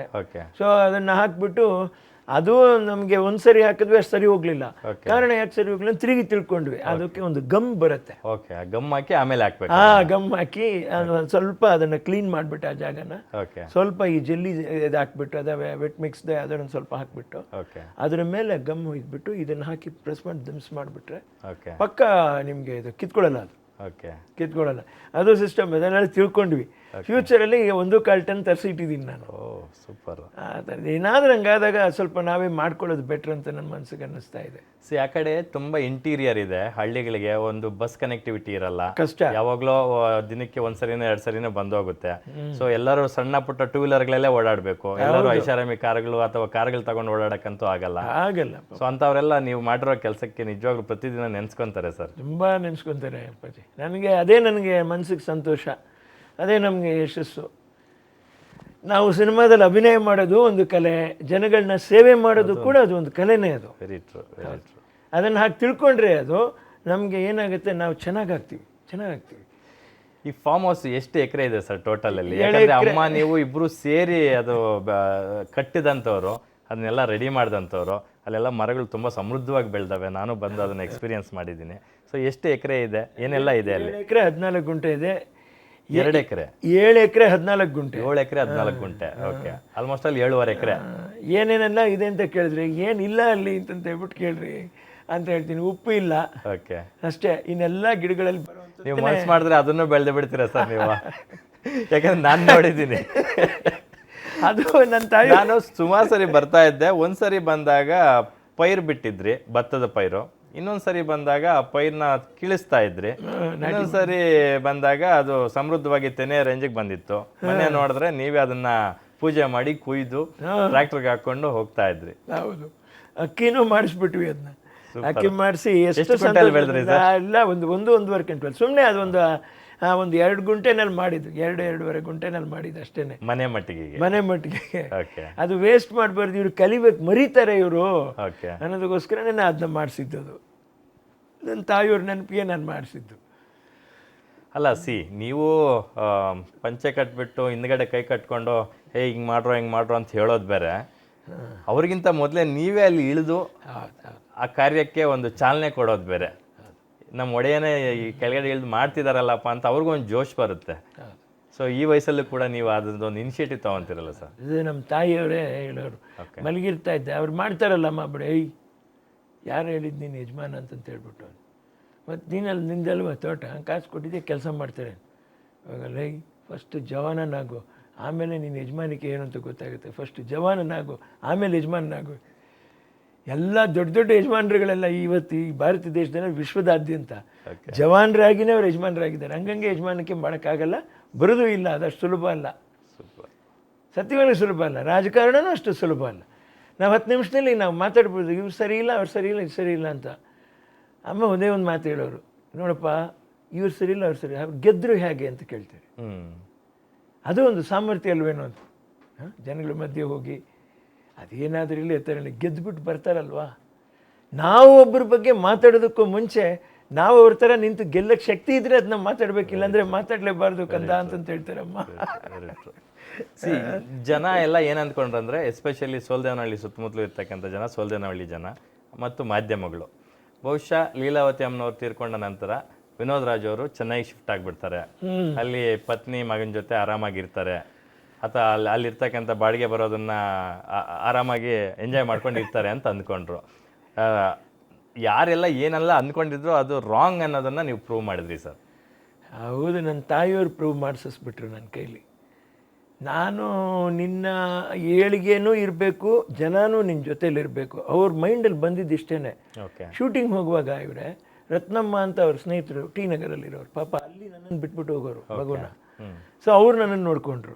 ಸ್ವಲ್ಪ ಬೆಳೀತಾ ಮನೇಲಿ ಬಿಟ್ಬಿಟ್ಟು ಹೋದರು. ಸೇವಕರು ನನ್ನನ್ನು ನೋಡಿಕೊಂಡ್ರು. ಇದೆಲ್ಲ ಬೆಳೀತಾ ಹೇಗಪ್ಪ ನೀನು ಬೆಳೆದೆ, ನಾನು ನಿನ್ನ ತಾಯಿಯಾಗಿರ್ಬೋದು. ಆ ನಂತರ ಎಷ್ಟು ಜನ ನಿನ್ನನ್ನು ಸಾಕಿದ್ದಾರೆ ಕಣೋ, ಎಷ್ಟು ಜನ ನಿನ್ನನ್ನು ಸಾಕಿದ್ದಾರೆ, ಅವ್ರನ್ನೆಲ್ಲ ಸೇವಕರು ಅನ್ಬೇಡಕ್ಕಂದ ಅಂತಂತ ಹೇಳೋರು. ಭಾರಿ ಬೇಜಾರಾಗೋದು ನನಗೆ ಆವಾಗ, ತುಂಬ ಇದೆ. ಆಮೇಲೆ ಅವ್ರನ್ನ ಪ್ರೀತಿ ಮಾಡಬೇಕು ಎಷ್ಟುವರೆಗೂ ನನ್ನ ಜೀವನದಲ್ಲಿ ಬಂದುಬಿಡ್ತಂದ್ರೆ, ಇವತ್ತು ಒಬ್ಬರು ಯಾರು ನನ್ನ ಕೋಪದಿಂದ ಬೇಜಾರು ಮಾಡ್ಕೊಂಡು ಹೊರಟುಬಿಡ್ತಾರೆ ಅಂದರೆ ನನ್ನ ಕಣ್ಣಲ್ಲಿ ನೀರು ಬಂದುಬಿಡುತ್ತೆ. ಬಿಟ್ಕೊಡೋಕ್ಕಾಗಲ್ಲ ಅವ್ರನ್ನ. ಯಾರ್ರೀ ರಕ್ತ ಕುಟ್ಟಿದವರೇ ಅಣ್ಣ ತಮ್ಮಂದ್ರೆ ಆಗಲ್ಲ ರೀ. ನಾನು ಹೇಳ್ತಾ ಇದ್ದೀನಿ, ಸ್ವಲ್ಪ ಮನುಷ್ಯ ಕೋಪ ಮಾಡ್ಕೊಳ್ತೀರ, ತಾಳ್ಮೆಯಿಂದ ಏನೋ ಒಂದು ಆಗೋಯ್ತು, ಅಮ್ಮ ಹೇಳೋರು ಮುಗಿದಾಯ್ತಲ್ಲ, ಬೈದಿಯಲ್ಲ, ಕರಿ ಸಪ್ರೇಟಾಗಿ ಕರಿ, ಯಾರು ಕರಿ, ಒಂದು 200 ರೂಪಾಯಿ ಕೈಲಿ ಕೊಡು, ಹೋಗು ಏನೋ ಒಳ್ಳೆ ಊಟ ಮಾಡು, ಇಲ್ಲ ನಿನ್ನ ಜೊತೆಲಿ ಕರ್ಕೊಂಡು ಹೋಗು, ಒಳ್ಳೆ ಹೋಟ್ಲಿಗೆ ಹೋಗೋ ಕದಂಬಾಗೆ ಹೋಗೋ, 500 ರೂಪಾಯಿ ಊಟ ಮಾಡಿಸೋ, 1000 ರೂಪಾಯಿಗೆ ಊಟ ಮಾಡಿಸೋ, ಕಳಿಸೋ ಮನೆಗೆ. ಒಂದು ಮರೆಯಲ್ಲ ಕಣಪ್ಪ, ತಂದೆ ತಾಯಿನೂ ಬಿಟ್ಬಿಡ್ತಾನೆ, ನಿನ್ನೆ ಹಿಡ್ಕೋತಾನಪ್ಪ, ಇದೇ ನಿನ್ನ ಜೀವನ, ನಿನಗೆ ಯಾರೂ ಇಲ್ಲ, ಅವರೇ ನಿನಗೆ ಅಂತ ಹೇಳ್ಬಿಟ್ಟು ಹೇಳೋದು ನಮ್ಮಮ್ಮ. ಸತ್ಯವಾದ ಮಾತು. ಯಾಕಂದ್ರೆ ರಕ್ತ ಸಂಬಂಧಗಳಿಗಿಂತ ಬಂಧಗಳು ಮುಖ್ಯ ಆಗುತ್ತೆ. ನಾವೆಲ್ಲ ಹುಡ್ತೀವಿ, ಎಲ್ಲ ಬೆಳಿತೀವಿ, ನಾವು ಮನಸ್ಸಿಗೆ ಯಾರಿಗೆ ಕನೆಕ್ಟ್ ಆಗ್ತೀವಿ, ಹೇಗೆ ಕನೆಕ್ಟ್ ಆಗ್ತೀವಿ ಅನ್ನೋದು ತುಂಬಾ ಇಂಪಾರ್ಟೆಂಟ್ ಆಗುತ್ತೆ. ಹೆಂಡತಿ ಮಗ ಬೇಡ ಅನ್ನುವಂಥದ್ದು ಇಲ್ಲ ನನಗೆ. ಏನಾಗಿದೆ, ಇಷ್ಟು ಜವಾಬ್ದಾರಿ ಬಿಟ್ಟಿದ್ದಾರೆ ಅಪ್ಪಾಜಿ.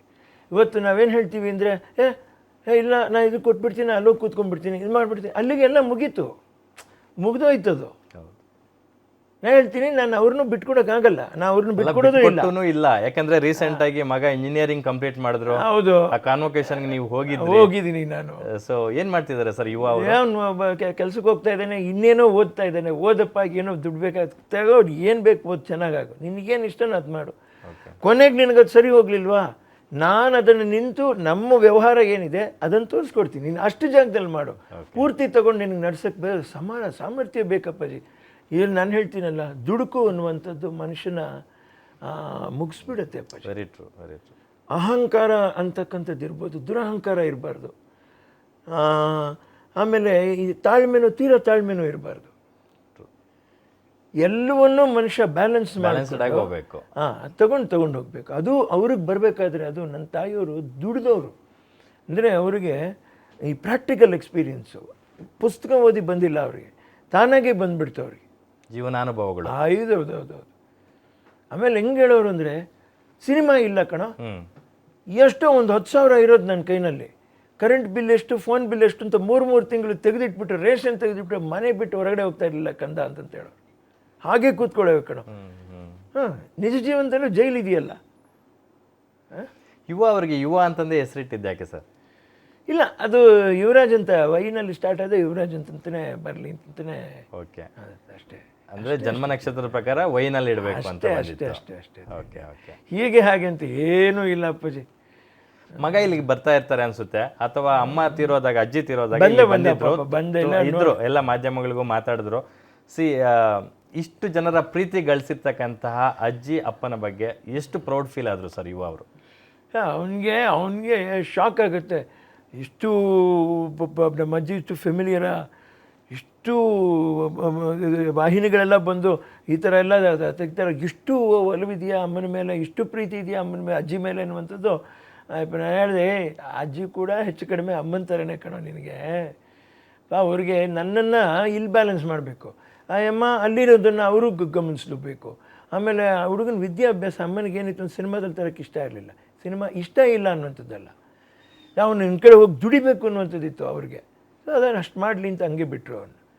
ಅದರಲ್ಲಿ ನನಗೆ ಅನ್ನಿಸ್ತದೆ ಅದೇ ನೆಮ್ಮದಿ, ಅವ್ರಿಗೆ ಅದು ಕರೆಕ್ಟಾಗಿದೆ. ನಾಳೆ ವಿದ್ಯಾಭ್ಯಾಸದ ಇದು ಇಲ್ದಿರ ಇದೇನಾಗುತ್ತೆ ಅಪ್ಪಾಜಿ, ಇದು ಸಿನಿಮಾ ಇಲ್ಲ ಅಂತಂತ ಇಟ್ಕೊಳ್ಳಿ, ಅಪ್ಸೆಟ್ ಆಗ್ತೀವಿ.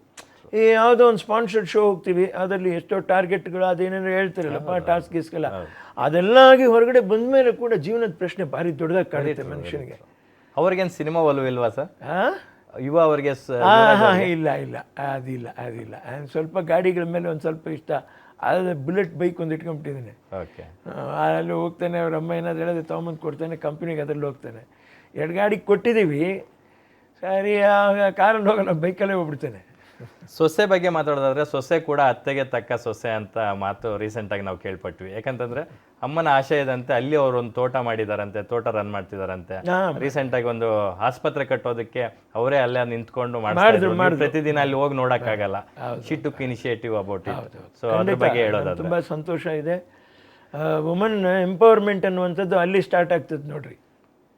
ಅಲ್ಲಿ ಏನೆಲ್ಲ ಬೆಳೀತಾರೆ ಸರ್?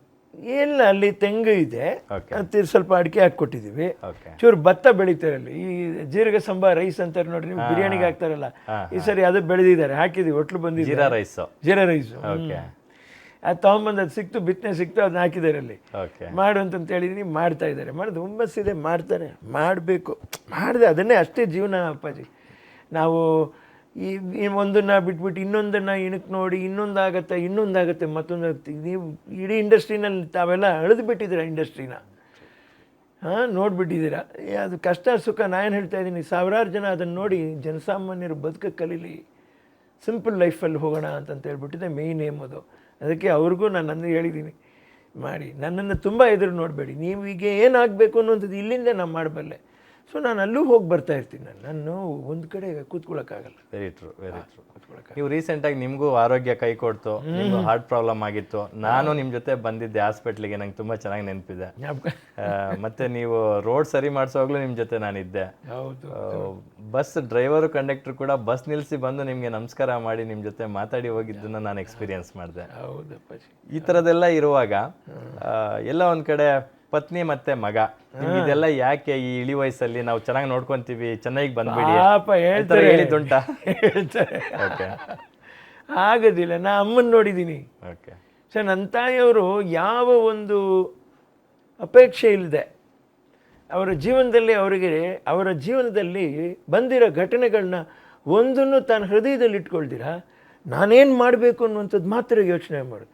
ಅಂಥ ತಾಯಿಗೆ ನಾವು ಹುಟ್ಟುಬಿಟ್ಟು ನಾನು ಯಾವುದೋ ವ್ಯಾಮೋಹಕ್ಕೆ, ಅದು ವ್ಯಾಮೋಹ ಅಲ್ಲ, ಅದು ಪ್ರಾಮಾಣಿಕನೇ, ಕರೆಕ್ಟೇ, ಅದು ವಾಸ್ತವ. ಅವರು ಪ್ರೀತಿಯಿಂದ ಕರೆದ್ರ ಜೊತೆಲಿ ಇರಬೇಕು, ವಾಸ್ತವ ನ್ಯಾಯ. ಆದರೆ ನನ್ನ ಪರಿಸ್ಥಿತಿ ನಾನು ಬಿಡಲ್ಲ, ಆಗಲ್ಲ. ಈಗ ಇಲ್ಲಿದ್ದು ಒಂದಷ್ಟು ಜನ ನನ್ನ ತಾಯಿಯವ್ರನ್ನ ನೋಡಿಕೊಂಡ್ರು, ಮನೇಲಿದ್ದಾರೆ ಪಾಪ, ಅವ್ರಿಗೂ ಮನೆ ಕಟ್ಸ್ಕೊಟ್ಟಿದ್ದೀವಿ. ಅವರನ್ನು ಚೆನ್ನಾಗಿಡ್ಬೇಕು, ಎಲ್ಲರೂ ಚೆನ್ನಾಗಿಡ್ಬೇಕು, ಎಲ್ಲರೂ ಒಂದೇ ಸಮನವಾಗಿ ನೋಡ್ಕೋಬೇಕು. ಆಮೇಲೆ ಯಾವುದನ್ನು ಹೇಳ್ತಾರೆ ಮಾಮೂಲಿ, ಇಲ್ಲಿಂದ ಹೋಗುವಾಗ ನಾವು ಕಟ್ಕೊಂಡು ಹೋಗಲ್ಲ. Very true. ನಾನು ಅವರೆಲ್ರಿಗೂ ಅದನ್ನೇ ಹೇಳ್ತೀನಿ, ನನ್ನನ್ನು ನೀವು ಪ್ರೀತಿಸೋದ್ರಿಗಿಂತ ಡಾಕ್ಟರ್ ಎಮ್ ಲೀಲಾವತಿ ಅವರು ಬಿಟ್ಬಿಟ್ಟು ಹೋಗಿದ್ದಾರೆ ನೋಡಿ ಒಂದು ಕರ್ತವ್ಯ.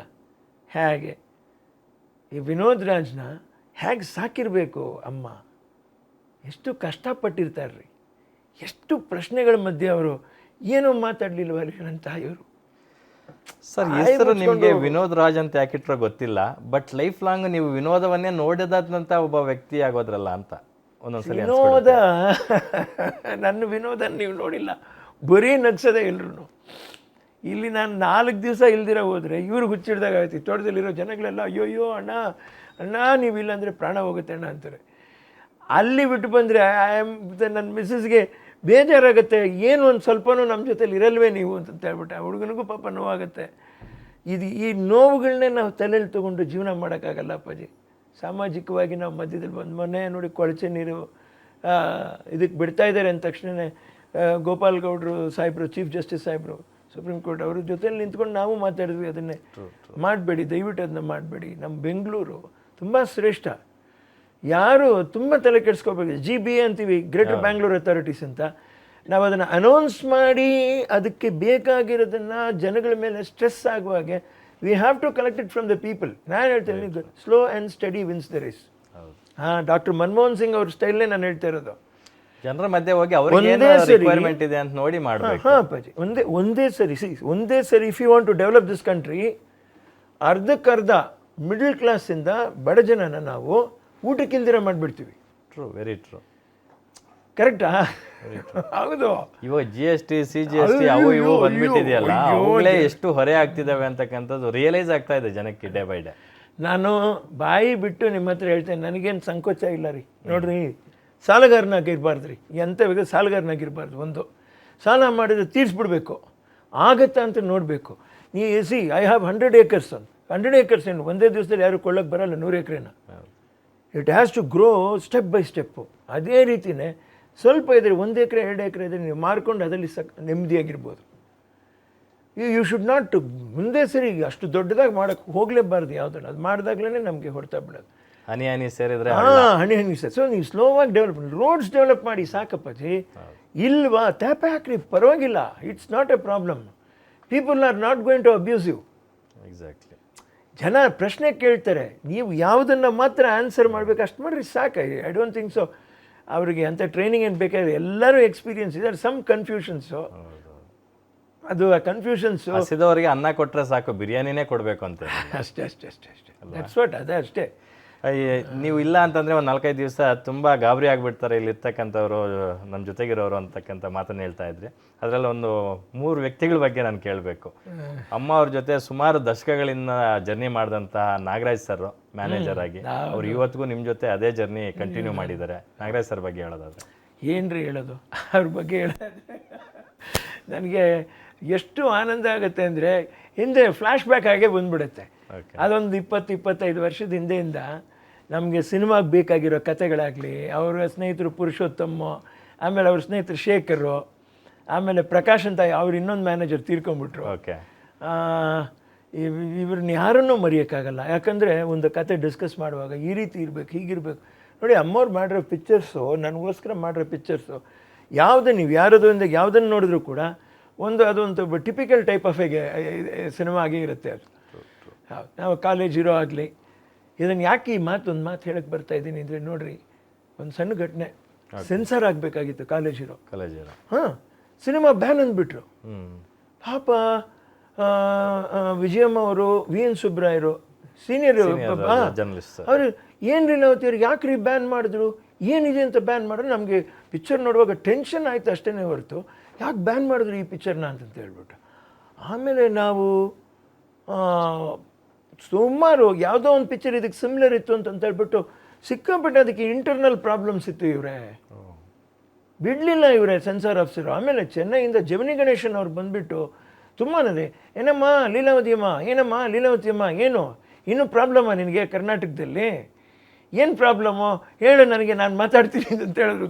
ನೀವು ಏನಿಲ್ಲ ಇದನ್ನು ನೋಡಿ, ಏನಿಲ್ಲಪ್ಪ ಸಗಣಿ, ನೀವು ಒಳ್ಳೆ ಇನ್ನೊಂದು 4 ಕ್ಯಾಬ್ರೆ ಡ್ಯಾನ್ಸ್ ಹಾಕ್ಬಿಟ್ಟಿದ್ರೆ ಓಕೆ ಕೊಡೋರು ಸೆನ್ಸಾರ್ನವರು, ಹಂಗೆ ಅಂದ್ಬಿಟ್ರು ಅವರು. ಅವ್ರ ಮುಂದೆನೇ ಅಂದ್ಬಿಟ್ರು ಆಫೀಸರ್ಸ್ ಮುಂದೆ. ಆಫೀಸರ್ಸ್ ಎಲ್ಲ ನಗಕ್ಕೆ ಶುರು ಮಾಡಿಬಿಟ್ರು. What is this, she is a veteran actress, is made one cinema ಪನ್ನೀರ್ಕಾಂಗೋ ಮಗನಿಗೋಸ್ಕರ. ಬಿಡ್ರಿ ಯಾಕ್ರಿ ಈ ಥರ ತಡೆ ಹಿಡಿತಾ ಇದ್ದೀರಾ ಅಂತ ಕೇಳಿ. ಇದು ಈ ನಾಡಿನಲ್ಲಿ ನಾನು ಕಂಡಿರೋದು. ಅರ್ಥ ಆಯ್ತಾ? ರವಿಚಂದ್ರನ್ ಅವ್ರಿಗೆ ಕಾಡಿದೆ ಇದು, ಇವತ್ತಿನ ದರ್ಶನ್ ಅವ್ರಿಗೆ ಕಾಡಿದೆ, ಸುದೀಪ್ ಅವ್ರಿಗೂ ಒಂದು ಟೈಮ್ನಲ್ಲಿ ಕಾಡಿತ್ತು ಇದು, ಎಲ್ಲರಿಗೂ ಇದು ಕಾಡ್ಕೊಂಬಂದಿದೆ. ನಾನು ನಿಮ್ಗೆ ಅಷ್ಟು ಕಲಾವಿದರ ಹೆಸರುಗಳನ್ನ ಹೇಳಿದೆ, ಉದಯ್ ಶಂಕರ್, ಕಲ್ಯಾಣ್ ಕುಮಾರ್, ಉದಯ್ ಕುಮಾರ್ ಅವರು, ಕಲ್ಯಾಣ್ ಕುಮಾರ್ ಅವರು. ನಾನೇನು ಹೇಳ್ತಾ ಇದ್ದೀನಿ, ಕಲಾವಿದರೇ ಇರಬಾರ್ದು ಅನ್ನುವಂಥ ಭಾವನೆ ಬರಬಾರ್ದು. ಇರಬೇಕು, ನಾವು ಬರಬೇಕು. ನೆರೆ ರಾಜ್ಯಗಳಲ್ಲೂ ಈ ತೊಂದರೆಗಳಿತ್ತು, ಇರಬೇಕು. ಅದ್ರ ಮಧ್ಯೆ ನಾವು ಬೆಳಿಬೇಕು, ಅಷ್ಟೇ ತಾನೇ. ಏನು ಇಲ್ದಿರ ನಾವು ಬೆಳೆದ್ರೂ ಕೂಡ ಅದಕ್ಕೆ ಏನು ಬೆಲೆ ಇರುತ್ತೆ? ಅಲ್ಲ, ಸಮಸ್ಯೆಗಳಿದ್ದಾಗಲೇ ಅದನ್ನು ಎದುರಿಸಿ ನಿಂತ್ರೇನೆ ಅಲ್ವಾ ಹೀರೋಯಿಸಮ್ ಏನು ಅಂತ ಗೊತ್ತಾಗೋದು. ಖಂಡಿತ. ಯಶ್ ಅವ್ರು ಪ್ರಾರಂಭದ ದಿನದಲ್ಲಿ ಬಂದಾಗ TV ಸೀರಿಯಲ್ ಆರ್ಟಿಸ್ಟ್ ಹಂಗೆ ಇದ್ರು. ಇವತ್ತೇ ಅವ್ರು ಪ್ಯಾನ್ ಇಂಡಿಯಾ ಆರ್ಟಿಸ್ಟ್ ಆಗಲಿಲ್ವಾ? ಹಂಗೇನೆ ಈ ಕಾಂತಾರ ಮಾಡಿದ್ರು, ಅದಕ್ಕೂ ಮುಂಚೆ ಅವ್ರು ಕೆಲವು ಸಿನಿಮಾಗಳು ಮಾಡಿದ್ರು, ಅದೇನಷ್ಟು ಅವ್ರಿಗೆ ಕೈ ಕೊಡಲಿಲ್ಲ. ಇದು ಅವ್ರು ನೆತ್ಬಿಟ್ಬಿಡ್ತು ಕಾಂತಾರನ. 2ನೇ ಭಾಗ ಮಾಡಿದಾಗ ಏನೋ ಒಂಥರ ಎಲ್ಲ ಮಾತಾಡಿದ್ರು. ನಾನು ಅಷ್ಟೇ ಹೇಳಿದೆ, ನಾನು ಕನ್ನಡ ಪಿಕ್ಚರ್ನ ಕಷ್ಟಪಟ್ಟು ಮಾಡಿದ್ದಾರೆ, ಚೆನ್ನಾಗಿ ಮಾಡಿದ್ದಾರೆ, ಚೆನ್ನಾಗಿದೆ ಅನ್ನುವಂಥದ್ದು ನೋಡ್ರಿ. ದಯವಿಟ್ಟು ಎಲ್ಲರೂ ಸೇರಿಬಿಟ್ಟು ಇವತ್ತು ಅಪ್ಪಾಜಿ ಬೆರಳೆನ್ಸೊಂದು ಒಬ್ಬಿಬ್ರು 3 ನಾವು ಏನ್ರಿ ಮಾಡೋಕ್ಕಾಗತ್ತೆ ಇಂಡಸ್ಟ್ರಿನ. ಆಮೇಲೆ ಯಾರೂ ಬೇಜಾರು ಮಾಡ್ಕೊಬಾರ್ದು. ಈ ಯೋಗ ಆಮೇಲೆ ಅದೃಷ್ಟ ಅದರಿಷ್ಟ, ಅದು ನಿಮ್ಮ ಪಾಲಾಗ್ಬೋದು, ನನ್ನ ಪಾಲಾಗ್ಬೋದು, ಇನ್ನೊಬ್ರು ಪಾಲಾಗ್ಬೋದು. ನಮ್ಮಿಬ್ಬರು ಪಾಲಾಗ್ದಿರ ಅವ್ರ ಪಾಲಾಗಿದ್ರೆ ನಮ್ಮಿಬ್ಬರು ಕರ್ತವ್ಯ ಏನು ಅಂತ ನಾನು ಹೇಳ್ತೀನಿ. ಅದನ್ನು ನಾವು ಅವರಿಗೆ ಬೆನ್ನು ತಟ್ಟಿ ಹೊಗಳಿ, ಸರಿನ್ರಾ? ಕಾಲು ಮಾತ್ರ ಎಳಿಬಾರ್ದು, ಸಾಧ್ಯವಾದರೆ ಬೆನ್ನು ತಟ್ಟಬೇಕು. ಅದನ್ನೇ ಹೇಳ್ತಾ ಇದ್ದೀನಿ ನಾನು. ಅದು ಎಳಿಯೋದು ಬಿಡೋದು ಅದು ನನಗೆ ಗೊತ್ತಿಲ್ಲ, ಬಟ್ ಬೆನ್ನು ತಟ್ಟಿ ನಾವು ಮಾತಾಡೋದು ನಮ್ಮ ಕರ್ತವ್ಯ. ನೆಕ್ಸ್ಟ್ ನೀವೇನು ಮಾಡಿ ಹುಡುಕ್ರಿ ಅಂತಂದು ಹೇಳ್ತಾ ಇದ್ದೀನಿ ನಾನು. ಇನ್ಫ್ಯಾಕ್ಟ್ ಈ ಚಿತ್ರರಂಗದಲ್ಲಿ ನೀವು ಆಕ್ಟಿವ್ ಆಗಿಲ್ಲ ಅಂತಂದ್ರೂ ಯಾರ್ದಿಗೆ ಏನಾದರೂ ಕಷ್ಟ ಅಂತಂದಾಗ ಅದಕ್ಕೊಂದು ರಿಯಾಕ್ಟ್ ಮಾಡಿರ್ತೀರಾ ನೀವು. ರಿಷಬ್ ಶೆಟ್ಟಿ ಅವ್ರ ಕಾಂತಾರ ಸಿನಿಮಾ ಬಗ್ಗೆ ಮಾತಾಡಿದ್ರಿ, ಮೊನ್ನೆ ಅನೀಶ್ ಅವ್ರು ಕಣ್ಣೀರು ಹಾಕಿದ್ರು. ಯಾವ ಕಲಾವಿದ್ರು ಕಣ್ಣೀರು ಹಾಕ್ಬಾರ್ದು ಅಂತಕ್ಕಂಥ ಒಂದು ವಿಡಿಯೋ ಮಾಡಿ ಬಿಟ್ರಿ. ಹೌದು, ಅಳ್ಬಾರ್ದ್ರಿ. ನಾನು ಹತ್ತಿದ್ದೀನಿ ನಮ್ಮ ಅಮ್ಮನ ಹತ್ರ, ಬಟ್ ಪಬ್ಲಿಕಲ್ಲಿ ನಾವು ಪಬ್ಲಿಕಲ್ಲಿ ಆ್ಯಪ್ ಹತ್ತಾಗಿರೋ ತುಂಬ ನನಗೆ ಒಂಥರ ಲೆಟ್ ಡೌನ್ ಆಗಿಬಿಡ್ತು. ನೀ ಹಂಗಾಗಬಾರ್ದು. ಏನಾಗುತ್ತೆ, ಅದು ನಮ್ಮ ಒಂದು ಸ್ವಾಭಿಮಾನಕ್ಕೆ ಧಕ್ಕೆ ಬಂದ್ಬಿಡುತ್ತೆ. ಅದಾಗಬಾರ್ದು. ಪಾಪ ತಡ್ಕೊಳಕ್ಕಾಗಲಿಲ್ಲ ಅವ್ರಿಗೆ ಎಮೋಷನ್ಸು. ಪಾಪ ಏನು ಮಾಡ್ತೀರ ಯೂತ್ಸು. ನಮ್ಮ ತಾಯಿಯವ್ರು ಬದುಕಿರ್ಬೇಕಾಗಿತ್ತು ರೀ. ಹೇಳ್ಬಿಡ ಅವಾಗ ಬಡ್ಡಿ ಬಂದು ಒಂದು 10 ಸೈಟ್ ಮಾರೋ ಏನು ಮಾಡ್ತೀಯ ಮಾಡು, ಅವನ್ನೆಲ್ಲ ಹಾಕೊಂಡು ಮಾಡು, ನಾನು ಹೇಳ್ತೀನಿ ಕತೆ ಅಂತ ಹೇಳೋರು ಅಂತ ನಮ್ಮಮ್ಮ ಅವರು. ಪಾಪ ಅದಕ್ಕೆ ಈಗ ಎಲ್ಲೂ ಅನ್ಸಿಲ್ವಾ ಸರ್ ನಾನೊಂದು ಸಿನಿಮಾ ಪ್ರೊಡ್ಯೂಸ್ ಮಾಡಬೇಕು ಅಂತ? ಇತ್ತೀಚೆಗೆ ಈಗಲೂ ಇದೆ ರೀ, ಈಗಲೂ ಇದೆ ಮೈಂಡಲ್ಲಿ. ಬಟ್ ಒಂದು ಟೈಮ್ ಬರುತ್ತೆ ರೀ, ಟೈಮ್ ಬರುತ್ತೆ.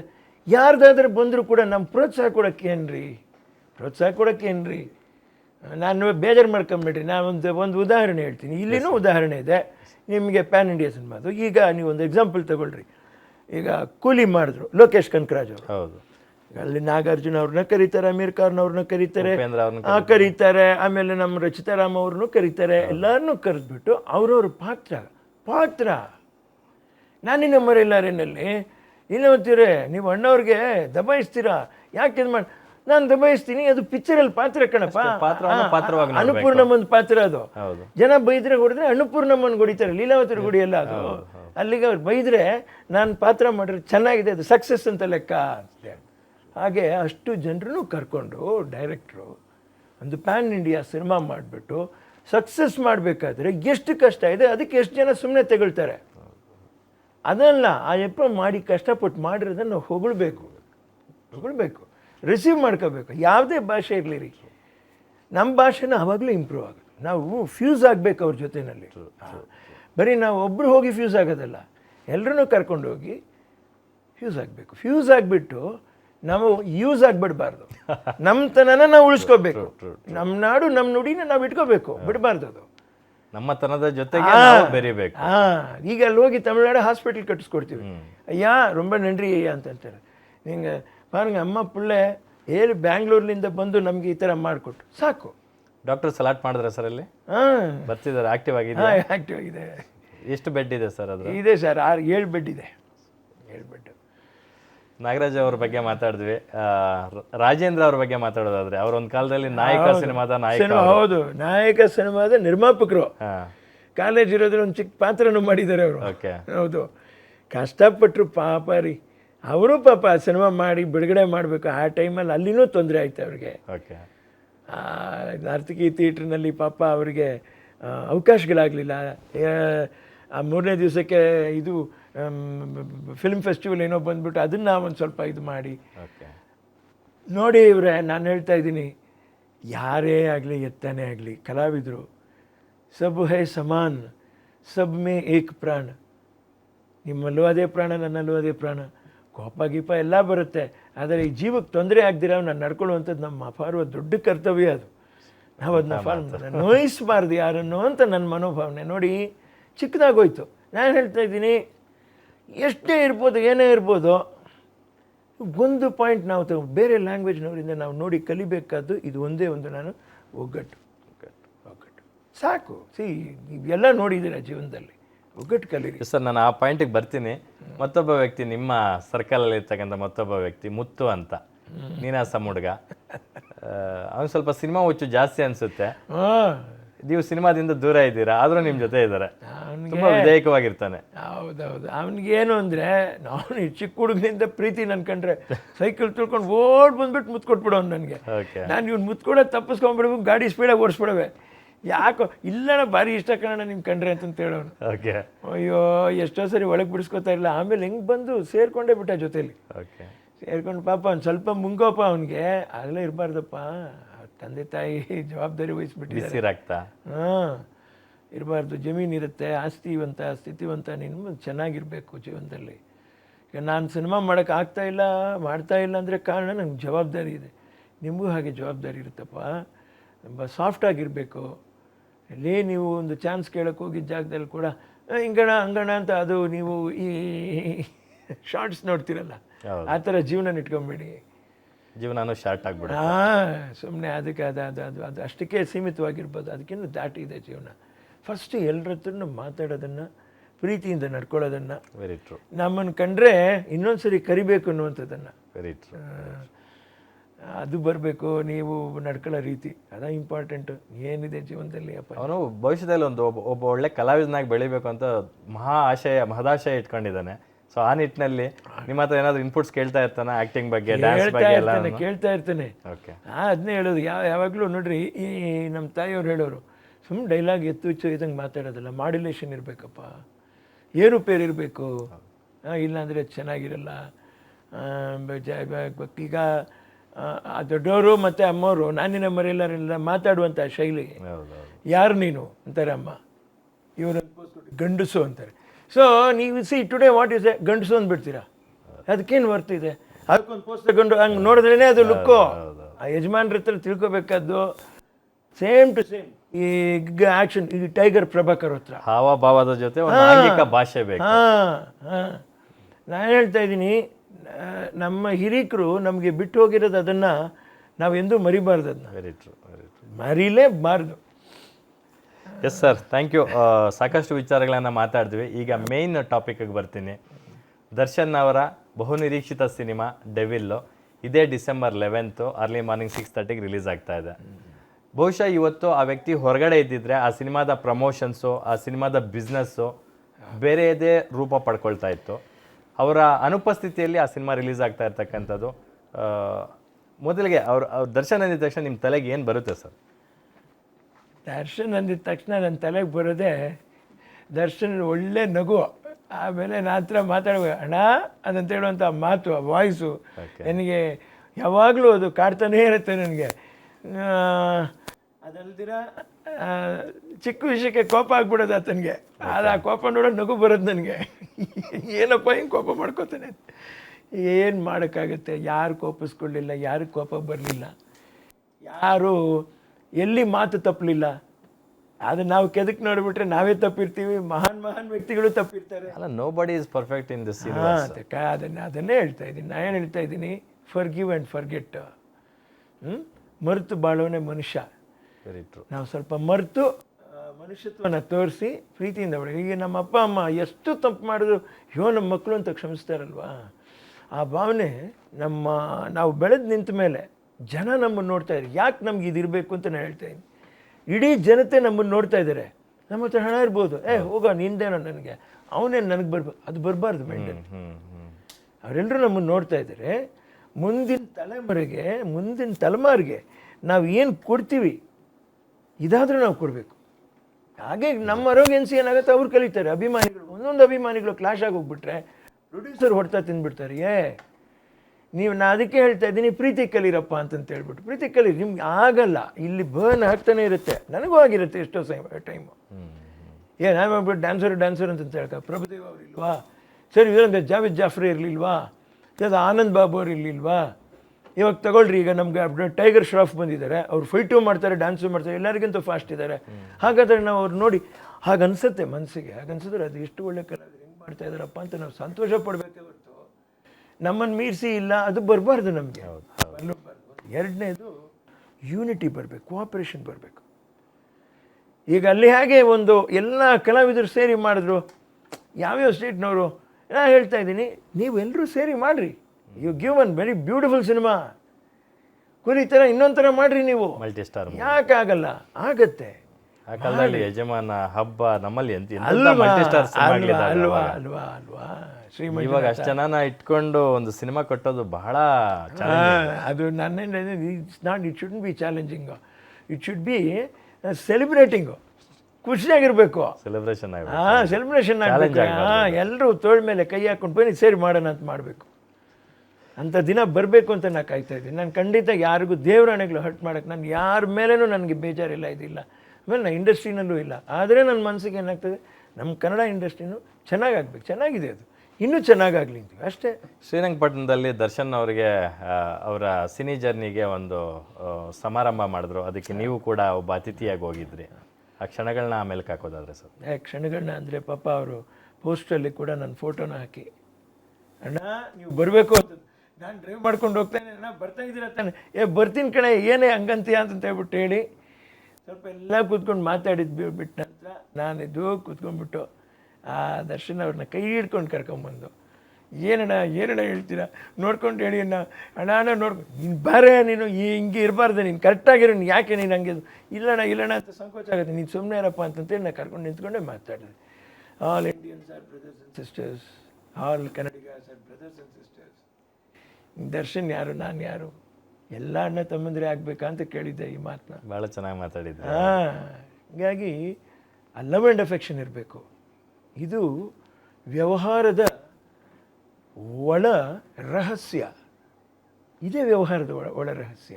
ಈಗೇನಾಯಿತು ಆಗಲಿ, ದರ್ಶನಿನ ಪಿಕ್ಚರ್ ಚೆನ್ನಾಗಿ ಹೋಯ್ತು, ನನಗೂ ಅದರ ನೇಮ್ ಬಂದು ಸಂತೋಷ ಪಡೋಣ.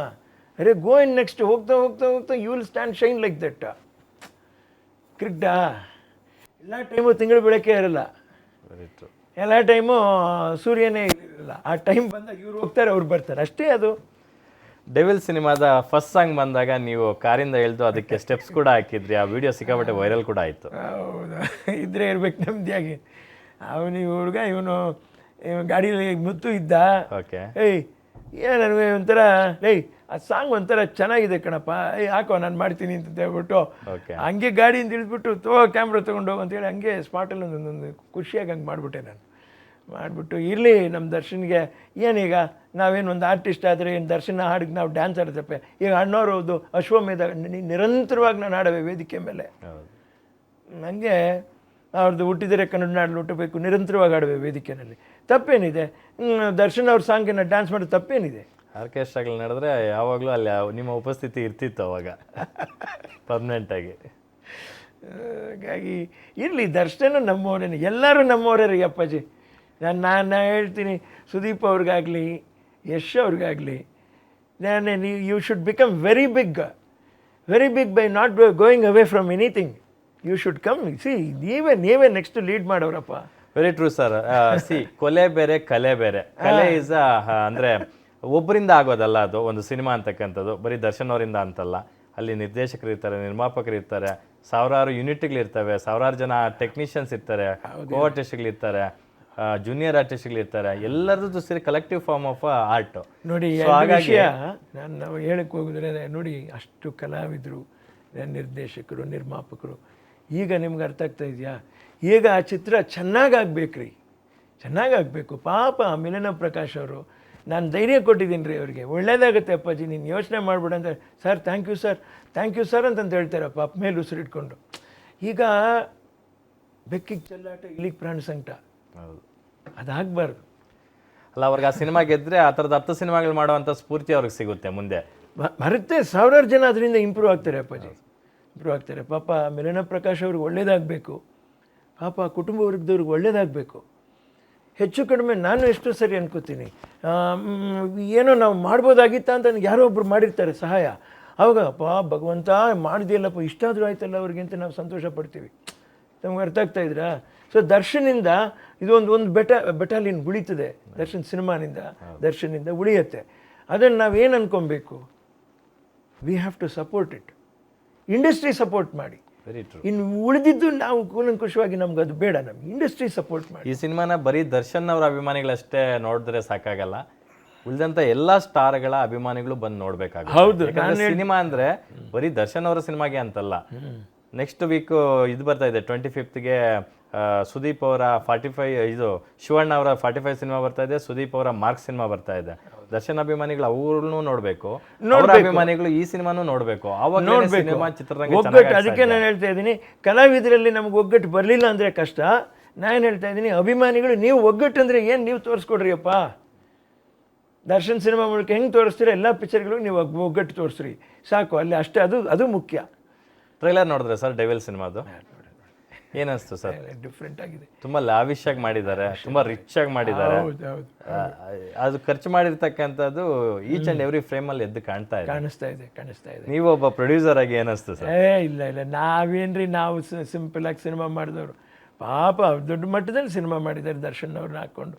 ಅವ್ರು ತುಂಬ ಒಳ್ಳೇದಾಗಬೇಕು, ಅವ್ರಿಗೆ ಅಂತಲ್ಲ ರೀ, ಎಲ್ಲರಿಗೂ ಒಳ್ಳೇದಾಗಬೇಕು. ದರ್ಶನ್ ಅವ್ರಿಗೆ, ದರ್ಶನ್ ನಂಬ್ಕೊಂಡು ಮಾಡಿರುವಂಥ ಪ್ರೊಡ್ಯೂಸರ್ಸ್ ಈ 1.5 ವರ್ಷ ಅವರಿಗೆ ಅದು ಆಗಿದ್ದು ಡಿಲೇ ಇದೆಯಲ್ಲ ಪಾಪ, ಅದಕ್ಕೂ ಒಳ್ಳೇದಾಗಬೇಕು ಅಂತ ನಾವು ಹೇಳಬೇಕು ಅಷ್ಟೇ. ಅದೇ ಸತ್ಯವಾದ ಮಾತು. ಪಾಪ ನೀವು ಅನ್ಕೊಂತೀರಾ ಹಣ ಎಲ್ಲೆಲ್ಲಿಂದ ಹೊಂದಿಸ್ಕೊಂಬಂದು ಹಾಕಿರ್ತಾರೋ ಅಲ್ವಾ, ಸೊ ಎಷ್ಟು ರೂಪಾಯಿ ಬಡ್ಡಿಗೆ ತಂದಿರ್ತಾರೋ, ಏನೆಲ್ಲ ಅಡ ಇಟ್ಟಿರ್ತಾರೋ ಯಾರಿಗೂ ಗೊತ್ತಿಲ್ಲ. ಅದನ್ನು ಹೇಳ್ಕೊಳಕ್ಕೂ ಆಗಲ್ಲ, ಅವರು ಆಗೋದಿಲ್ಲ. ನಾ ಹೇಳ್ತೇನೆ, ಅಡ್ವಾನ್ಸ್ ಪಬ್ಲಿಸಿಟಿ ಮಾಡಬೇಡ್ರಿ. ಯಾಕೆ ಗೊತ್ತಾ, ಕಡಿಮೆ ಆಗ್ತಾ ಬಂತು ಕನ್ನಡ ಪಿಕ್ಚರ್ಗಳು. ಯಾರೂ ತಿಳ್ಕೊಂಬೇಡಿ, ನಾನು ಮಾಡಿಬಿಡ್ತೀನಿ, ನಾನು ಹೀಗೆ ಮಾಡಿಬಿಡ್ತೀನಿ, ನಡೆಸ್ಬಿಡ್ತೀನಿ.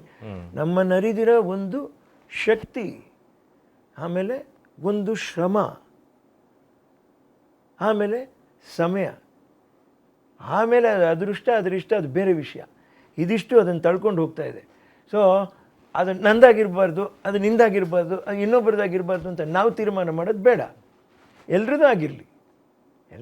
ವಿನೋದ್ ರಾಜ್ ಅಲ್ಲಿ ಸಿನಿಮಾದಲ್ಲಿ ಬಂದು ಕೂತ್ಕೊಂಡು ಮಾಡಬೇಕು ಅನ್ನೋದಕ್ಕೋಸ್ಕರ ನಾನು ಇದು ಮಾತಾಡ್ತಾ ಇಲ್ಲ.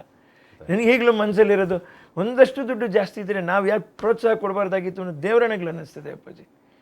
ಏನು ಮಾಡೋಕ್ಕಾಗತ್ತೆ. ಯಾವುದೋ ಒಂದು ಟೈಮ್ ಬಂದೇ ಬರುತ್ತೆ ವಿನೋದ್ ರಾಜಲ್ಲ ಅಂದರೆ ಇನ್ನೊಬ್ಬರಾದರೂ ಬಂದು ಅದನ್ನು ಮಾಡೇ ಮಾಡ್ತಾನೆ ನಂಬಿಕೆ ನನಗಿದೆ. ಈ ರಿಷಬ್ ಶೆಟ್ಟಿ ಅವ್ರು ಹೆಂಗೆ ಆಗ್ತಾರೆ, ಯಶ್ ಹೆಂಗೆ ಆಗ್ತಾರೆ, ಸುದೀಪ್ ಹೆಂಗೆ ಬಂದರು, ದರ್ಶನ್ ಅವ್ರು ಹೆಂಗೆ ಬಂದರು, ಅಲ್ಲಲ್ಲ ದುನಿಯಾ ವಿಜಯ್ ಅವ್ರು ಹೇಗೆ ಬಂದರು ಅಲ್ವೇ. ಎಲ್ಲ ಕಷ್ಟದಿಂದ ಬಂದವರು, ಸ್ಕ್ರಾಚ್ ಲೆವೆಲಿಂದ ಹಂತ ಹಂತವಾಗಿ ಬೆಳ್ಕೊಂಬಂದ್ರು. ಕಾಮಿಡಿ ಟೈಮ್ಸು ಗಣೇಶ್ ಅವರು ಗೋಲ್ಡನ್ ಸ್ಟಾರು ಹೇಗೆ ಬಂದರು, ಎಲ್ಲ ಆ ಥರ ಶರಣ್ ಅವರು 100 ಸಿನಿಮಾಗಳಾದ್ಮೇಲೆ ಹೀರೋ ಆದವರು ಅಲ್ವಾ. ಪಾಪ ಗ್ರೇಟ್ ಗ್ರೇಟ್ ಗ್ರೇಟ್. ನಾನು ಎಲ್ಲರಿಗೂ ನಾನು ಖಂಡಿತ ಕೈ ಮುಗಿದು ಎಲ್ಲರಿಗೂ ನಮ್ಮ ಪ್ರೋತ್ಸಾಹ ಯಾವತ್ತೂ ಇರುತ್ತೆ. ಎಲ್ಲರನ್ನೂ ನಾನು ಹರಿಸ್ತೀನಿ, ಇಲ್ಲಿಂದ ಹರಿಸ್ತೀನಿ. ರೀಸೆಂಟಾಗಿ ಯಾರ ಜೊತೆ ಮಾತಾಡಿದ್ರಿ ಸರ್, ಚಿತ್ರರಂಗದ ಕಲಾವಿದರ ಜೊತೆ ಅಥವಾ ತಂತ್ರಜ್ಞರ ಜೊತೆ? ರೀಸೆಂಟಾಗಿ ಅಪ್ಪಾಜಿ ನಾನು ಮೆನನ ಪ್ರಕಾಶ್ ಅವ್ರಿಗೇನೆ ಫೋನ್ ಮಾಡಿದ್ದೆ. ಓಕೆ. ಹೈದ್ರಾಬಾದಲ್ಲಿ ಫೈನಲ್ ಮಿಕ್ಸಿಂಗ್ ಆಗ್ತಾ ಇತ್ತು. ನನಗೆ ಪಾಪ ಅವ್ರದ್ದೇ ಟೆನ್ಷನ್ನು, ಚೆನ್ನಾಗಿ ಆಗಬೇಕಪ್ಪ ನಿನಗೆ. ಅದು ಸರ್ ಹೇಳಿದ್ನಲ್ಲ, ತುಂಬ ಥ್ಯಾಂಕ್ಸ್ ಸರ್ ನೀವು ಮಾತಾಡಿದ್ದು, ಥ್ಯಾಂಕ್ ಯು ಸರ್. ಥ್ಯಾಂಕ್ಸ್ ಎಲ್ಲ ಸುಮ್ಮನೆ ಇರೋ, ಅದು ನಮ್ಮ ಕರ್ತವ್ಯ, ನಾವು ಮಾಡ್ತಾ ಇರ್ತೀವಿ, ಚೆನ್ನಾಗಾಗಬೇಕು. ನೀವು ಯಾವತ್ತೂ you should not lose courage, ತಲೆ ನಡೀತಾ ಇರಿ, ಒಳ್ಳೇದಾಗುತ್ತೆ ನಿಮ್ಗೆ, ಒಳ್ಳೇದಾಗುತ್ತೆ. ನನ್ನ ಮನಸ್ಸಿಗೆ ಭಗವಂತ ಹೇಳಿಸ್ತಾ ಇದ್ದಾನೆ, ಒಳ್ಳೇದಾಗುತ್ತೆ, ತುಂಬ ಒಳ್ಳೇದಾಗುತ್ತೆ.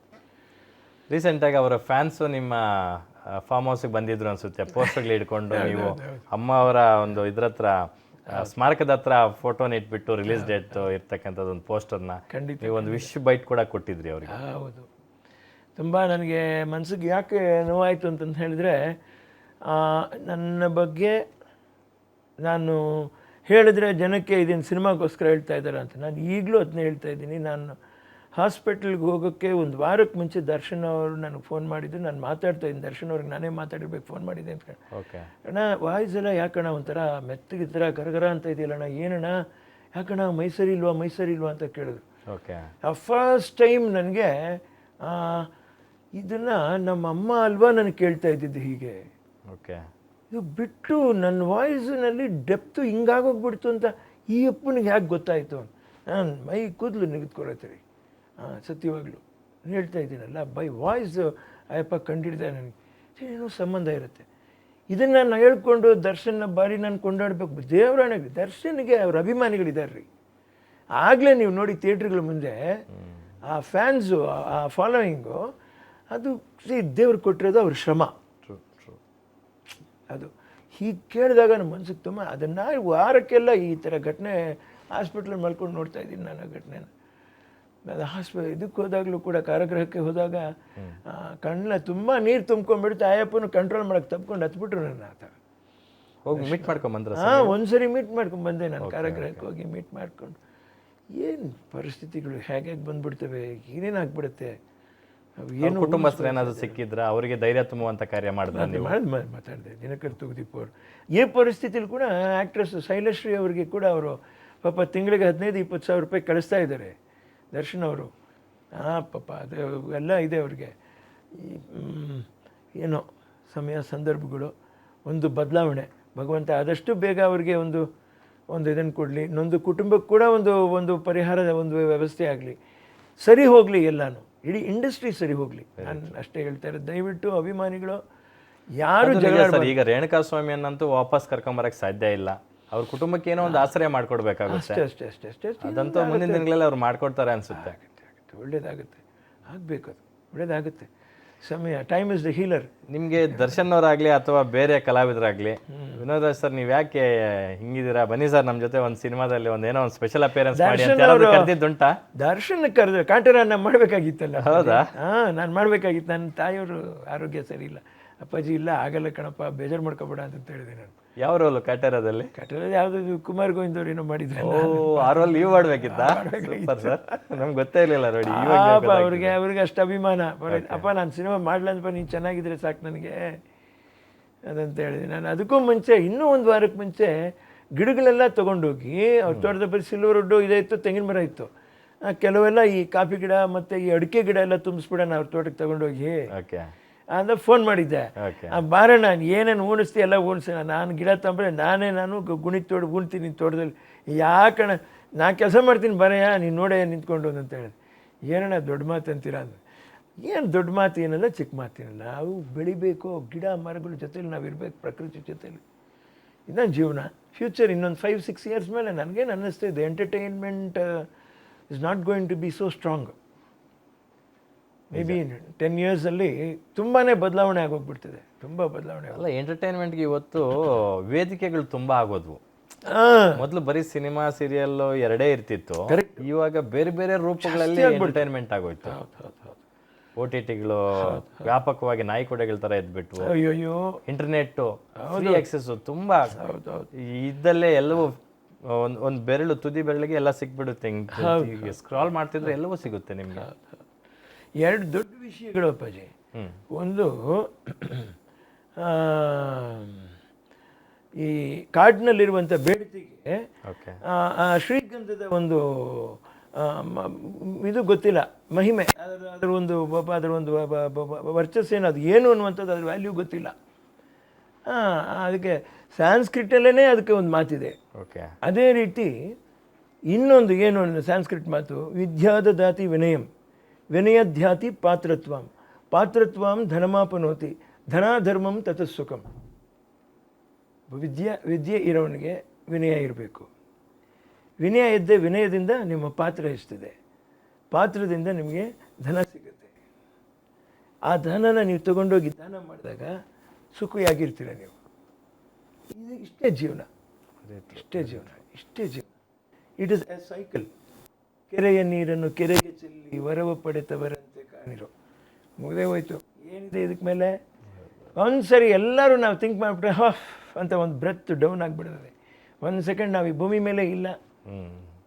ಈಗ ಪುನೀತ್ ಅವರು ಎಷ್ಟು ಬೇಗ ನಮ್ಮನ್ನ ಬಿಟ್ಟು ತನ್ನಲ್ಲಿರ್ತಕ್ಕಂಥ ಆ ಒಂದು ಎನರ್ಜಿ, ಆ ಪವರು ಎಲ್ಲನೂ ಬಿಟ್ಟು ಹೀಗೆ ಇದಾಗ್ಬಿಟ್ಟೆ. ನನಗೆ ತುಂಬ ಶಾಕ್ ಆದವನು ನಾನೇ, ತುಂಬ ಅಪ್ಸೆಟ್ ಆಗಿಬಿಟ್ಟೆ ನಾನು ಮೈಂಡಲ್ಲಿ. ದೇವ್ರು ಕಾಡು ಅದನ್ನು ನೆನೆಸ್ಕೊಂಡ್ಬಿಟ್ಟು ಶಾಕ್ ಆಗಿಬಿಟ್ಟೆ, ತುಂಬ ಶಾಕ್ ಆಗಿಬಿಟ್ಟೆ. ನಾವು ಬಜರಂಗಿ ಇಟ್ಟು ಸಿನಿಮಾ ನೋಡ್ತಾ ಇದ್ವಿ, ಈ ಥರದೊಂದು ಫೋನ್ ಬಂತು, ಅಪ್ಪು ಅವರಿಗೆ ಹಾರ್ಟ್ ಅಟ್ಯಾಕ್ ಆಗಿದೆ ಅಂತ. ಹೋಗ್ತಾರೆ ಸ್ಟಂಟ್ಗಿಂಟ್ ಹಾಕ್ಸ್ಕೊತಾರೆ ಬಿಡಿ, ಅದರಲ್ಲಿ ಏನಿದೆ ಅಂದೆ. ಇಲ್ಲ ಅಂದರು, ಹಿಂಗೆ ಅಂದರು. ನೀವು ಲಿಟ್ರಲಿ ನಂಬ್ತಿರೋ ಇಲ್ಲ, ನನಗೆ ಅವತ್ತು ಇಡೀ ದಿನ ನಮಗೆ ಪಾಯಿಂಟ್ಸ್ ಹಾಕ್ಬೇಕಾದ್ರೆ ಟೈಪ್ ಮಾಡಬೇಕು, ಬೆರಳುಗಳು ಆಡ್ತಿಲ್ಲ ನಮಗೆ. ಆಗಲ್ಲ. ಆ ಥರದೊಂದು ಪರಿಸ್ಥಿತಿ ನಿರ್ಮಾಣ ಆಗಿತ್ತು ಅವತ್ತು. ಒಂದು ನಮಗೆ ಒಂದು ಮಾಧ್ಯಮ, ಚಿತ್ರೋದ್ಯಮನ ಒಂದು ಲೆವೆಲ್ಗೆ ತೊಗೊಂಬಂದು ನಿಲ್ಲಿಸೋಂಥ ಕೆಪಾಸಿಟಿ ಇರುವಂಥ ವ್ಯಕ್ತಿತ್ವ ಇತ್ತು ಅವರಲ್ಲಿ. ಆಮೇಲೆ ಒಂದು ಉದ್ಯಮಿಯಾಗಿದ್ದರು ಅವರು. What ever it is, is done is job fine.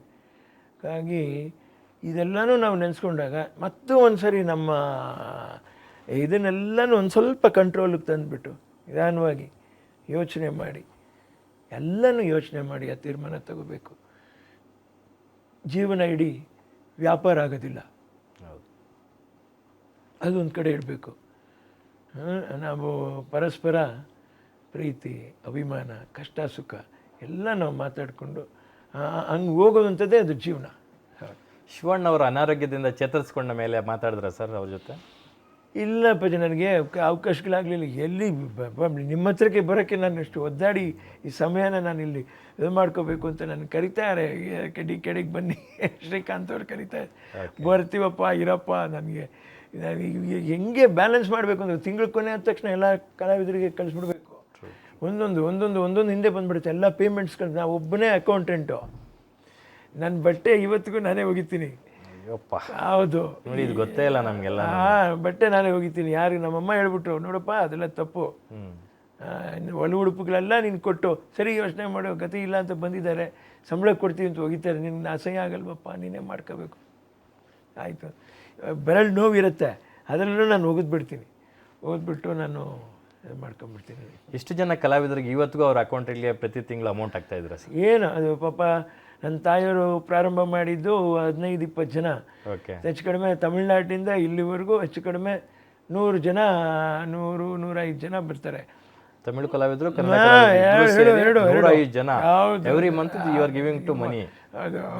ಹೌದೌದು, 1,20,000 ಟಚ್ ಆಗಿಬಿಡ್ತದೆ ಅಪ್ಪಾಜಿ ಮಂತ್ಲಿ. ಯಾಕೆ ಸಾಧ್ಯ ಇಲ್ಲ ಅಂತ ಅಮ್ಮ, ಆಗುತ್ತೆ ಕಣೋ, ನಿಂದನ್ನ ನೀನು ಕಮ್ಮಿ ಮಾಡ್ಕಪ್ಪ, ಅದು ಬೇಕಾ? ಎಷ್ಟು ವರ್ಷಗಳಿಂದ ಕೊಡ್ತಾ ಬರ್ತಿದ್ರೆ ಸರ್? ಆಯ್ತಪ್ಪಾಜಿ, ಇಲ್ಲಿಗೆ 100 ಮೆಂಬರ್ಸ್ ಟಚ್ ಆಗೋದಕ್ಕೆ ಈಗ ಒಂದು 4 ಇಯರ್ಸ್ ಆಯಿತು, 4 ವರ್ಷ ಆಯಿತು. ಅದಕ್ಕೂ ಮುಂಚೆ 2-3 ವರ್ಷ ಸ್ವಲ್ಪ ಕಡಿಮೆ. ಇದು ಗಿರಿಜಾ ಲೋಕೇಶಮ್ಮ ಅವರು ಕೂಡ ಇದು ಮಾತು, ಹಾಸ್ಪಿಟ್ಲ್ ಕಟ್ತಾ ಎಲ್ಲ ಮಾಡ್ತಾರೆ, ಕಲಾವಿದರು ಇಷ್ಟಿದ್ದಾರಪ್ಪ, ಏನು ಮಾಡ್ತೀಯಾ, ಮಾಡಬೇಕು. ಆಗಲಿ ಮಾಡೋಣಮ್ಮ. ಕಲಾವಿದರ ಲೈಫು ನಾವು ತೆರೆ ಮೇಲೆ ನೋಡಿದಾಗ ತುಂಬ ಕಲರ್ಫುಲ್ ಆಗಿರುತ್ತೆ. ಹೌದಪ್ಪ. ಆದರೆ ಅವರ ನಿಜ ಜೀವನದಲ್ಲಿ ತುಂಬ ಬ್ಲ್ಯಾಕ್ ಆ್ಯಂಡ್ ವೈಟ್ ಇರುತ್ತೆ, ತುಂಬ ಅಪ್ಸ್ ಆ್ಯಂಡ್ ಡೌನ್ಸ್ ಇರುತ್ತೆ. ನಾವು ಅವರ ಹತ್ತಿರದಿಂದ ನೋಡಿರೋರಿಗೆ ನಿಮ್ಮಂಥವ್ರಿಗೆ ಮಾತ್ರ ಅವರ ಬದುಕು ಏನು, ಅವರ ಜೀವನ ಏನು ಅನ್ನೋದನ್ನ ಅರಿಯೋದಕ್ಕೆ ಸಾಧ್ಯ ಆಗುತ್ತೆ.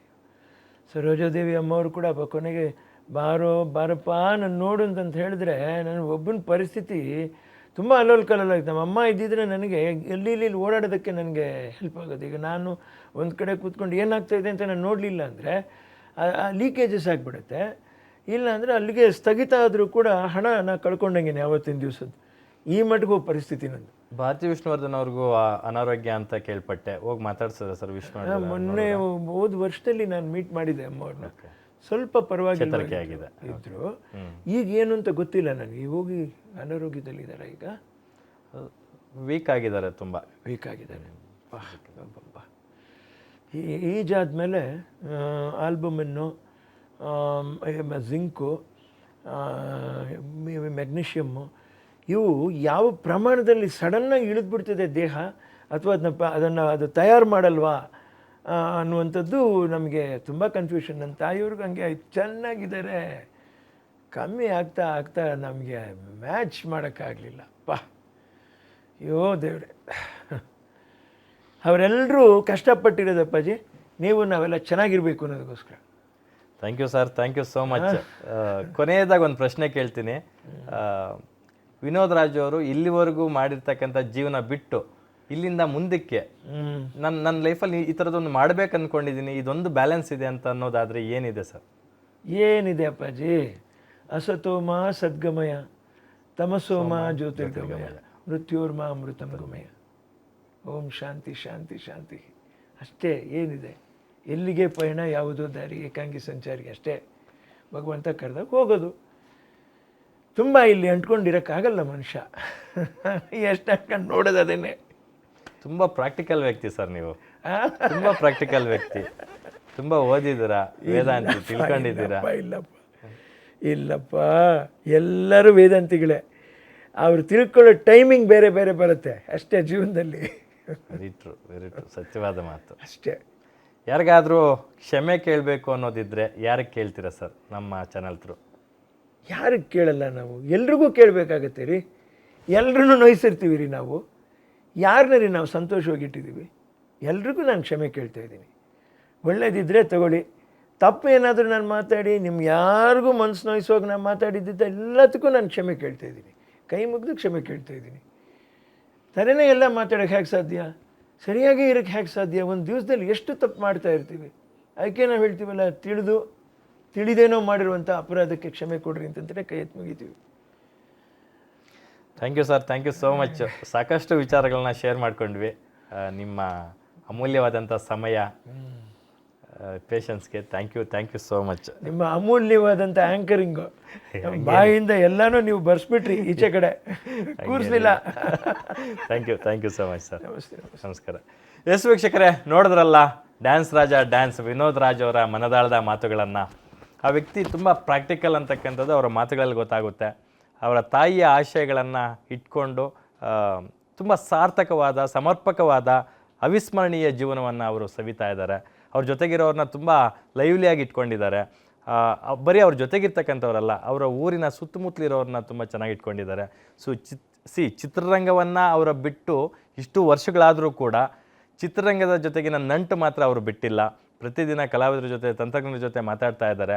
ಸಾಕಷ್ಟು ಜನ ಕಷ್ಟದಲ್ಲಿರ್ತಕ್ಕಂಥ ಕಲಾವಿದರಿಗೆ ಇವತ್ತಿಗೂ ಕೂಡ ಅವರ ಅಕೌಂಟ್ಗಳಿಗೆ ಪ್ರತಿ ತಿಂಗಳು ಅಮೌಂಟ್ ಹಾಕ್ತಾ ಇದ್ದಾರೆ, ಕೃಷಿ ಮಾಡ್ತಾ ಇದ್ದಾರೆ. ಎಲ್ಲಕ್ಕಿಂತ ಹೆಚ್ಚಾಗಿ ತುಂಬ ಖುಷಿಯಾಗಿದ್ದಾರೆ.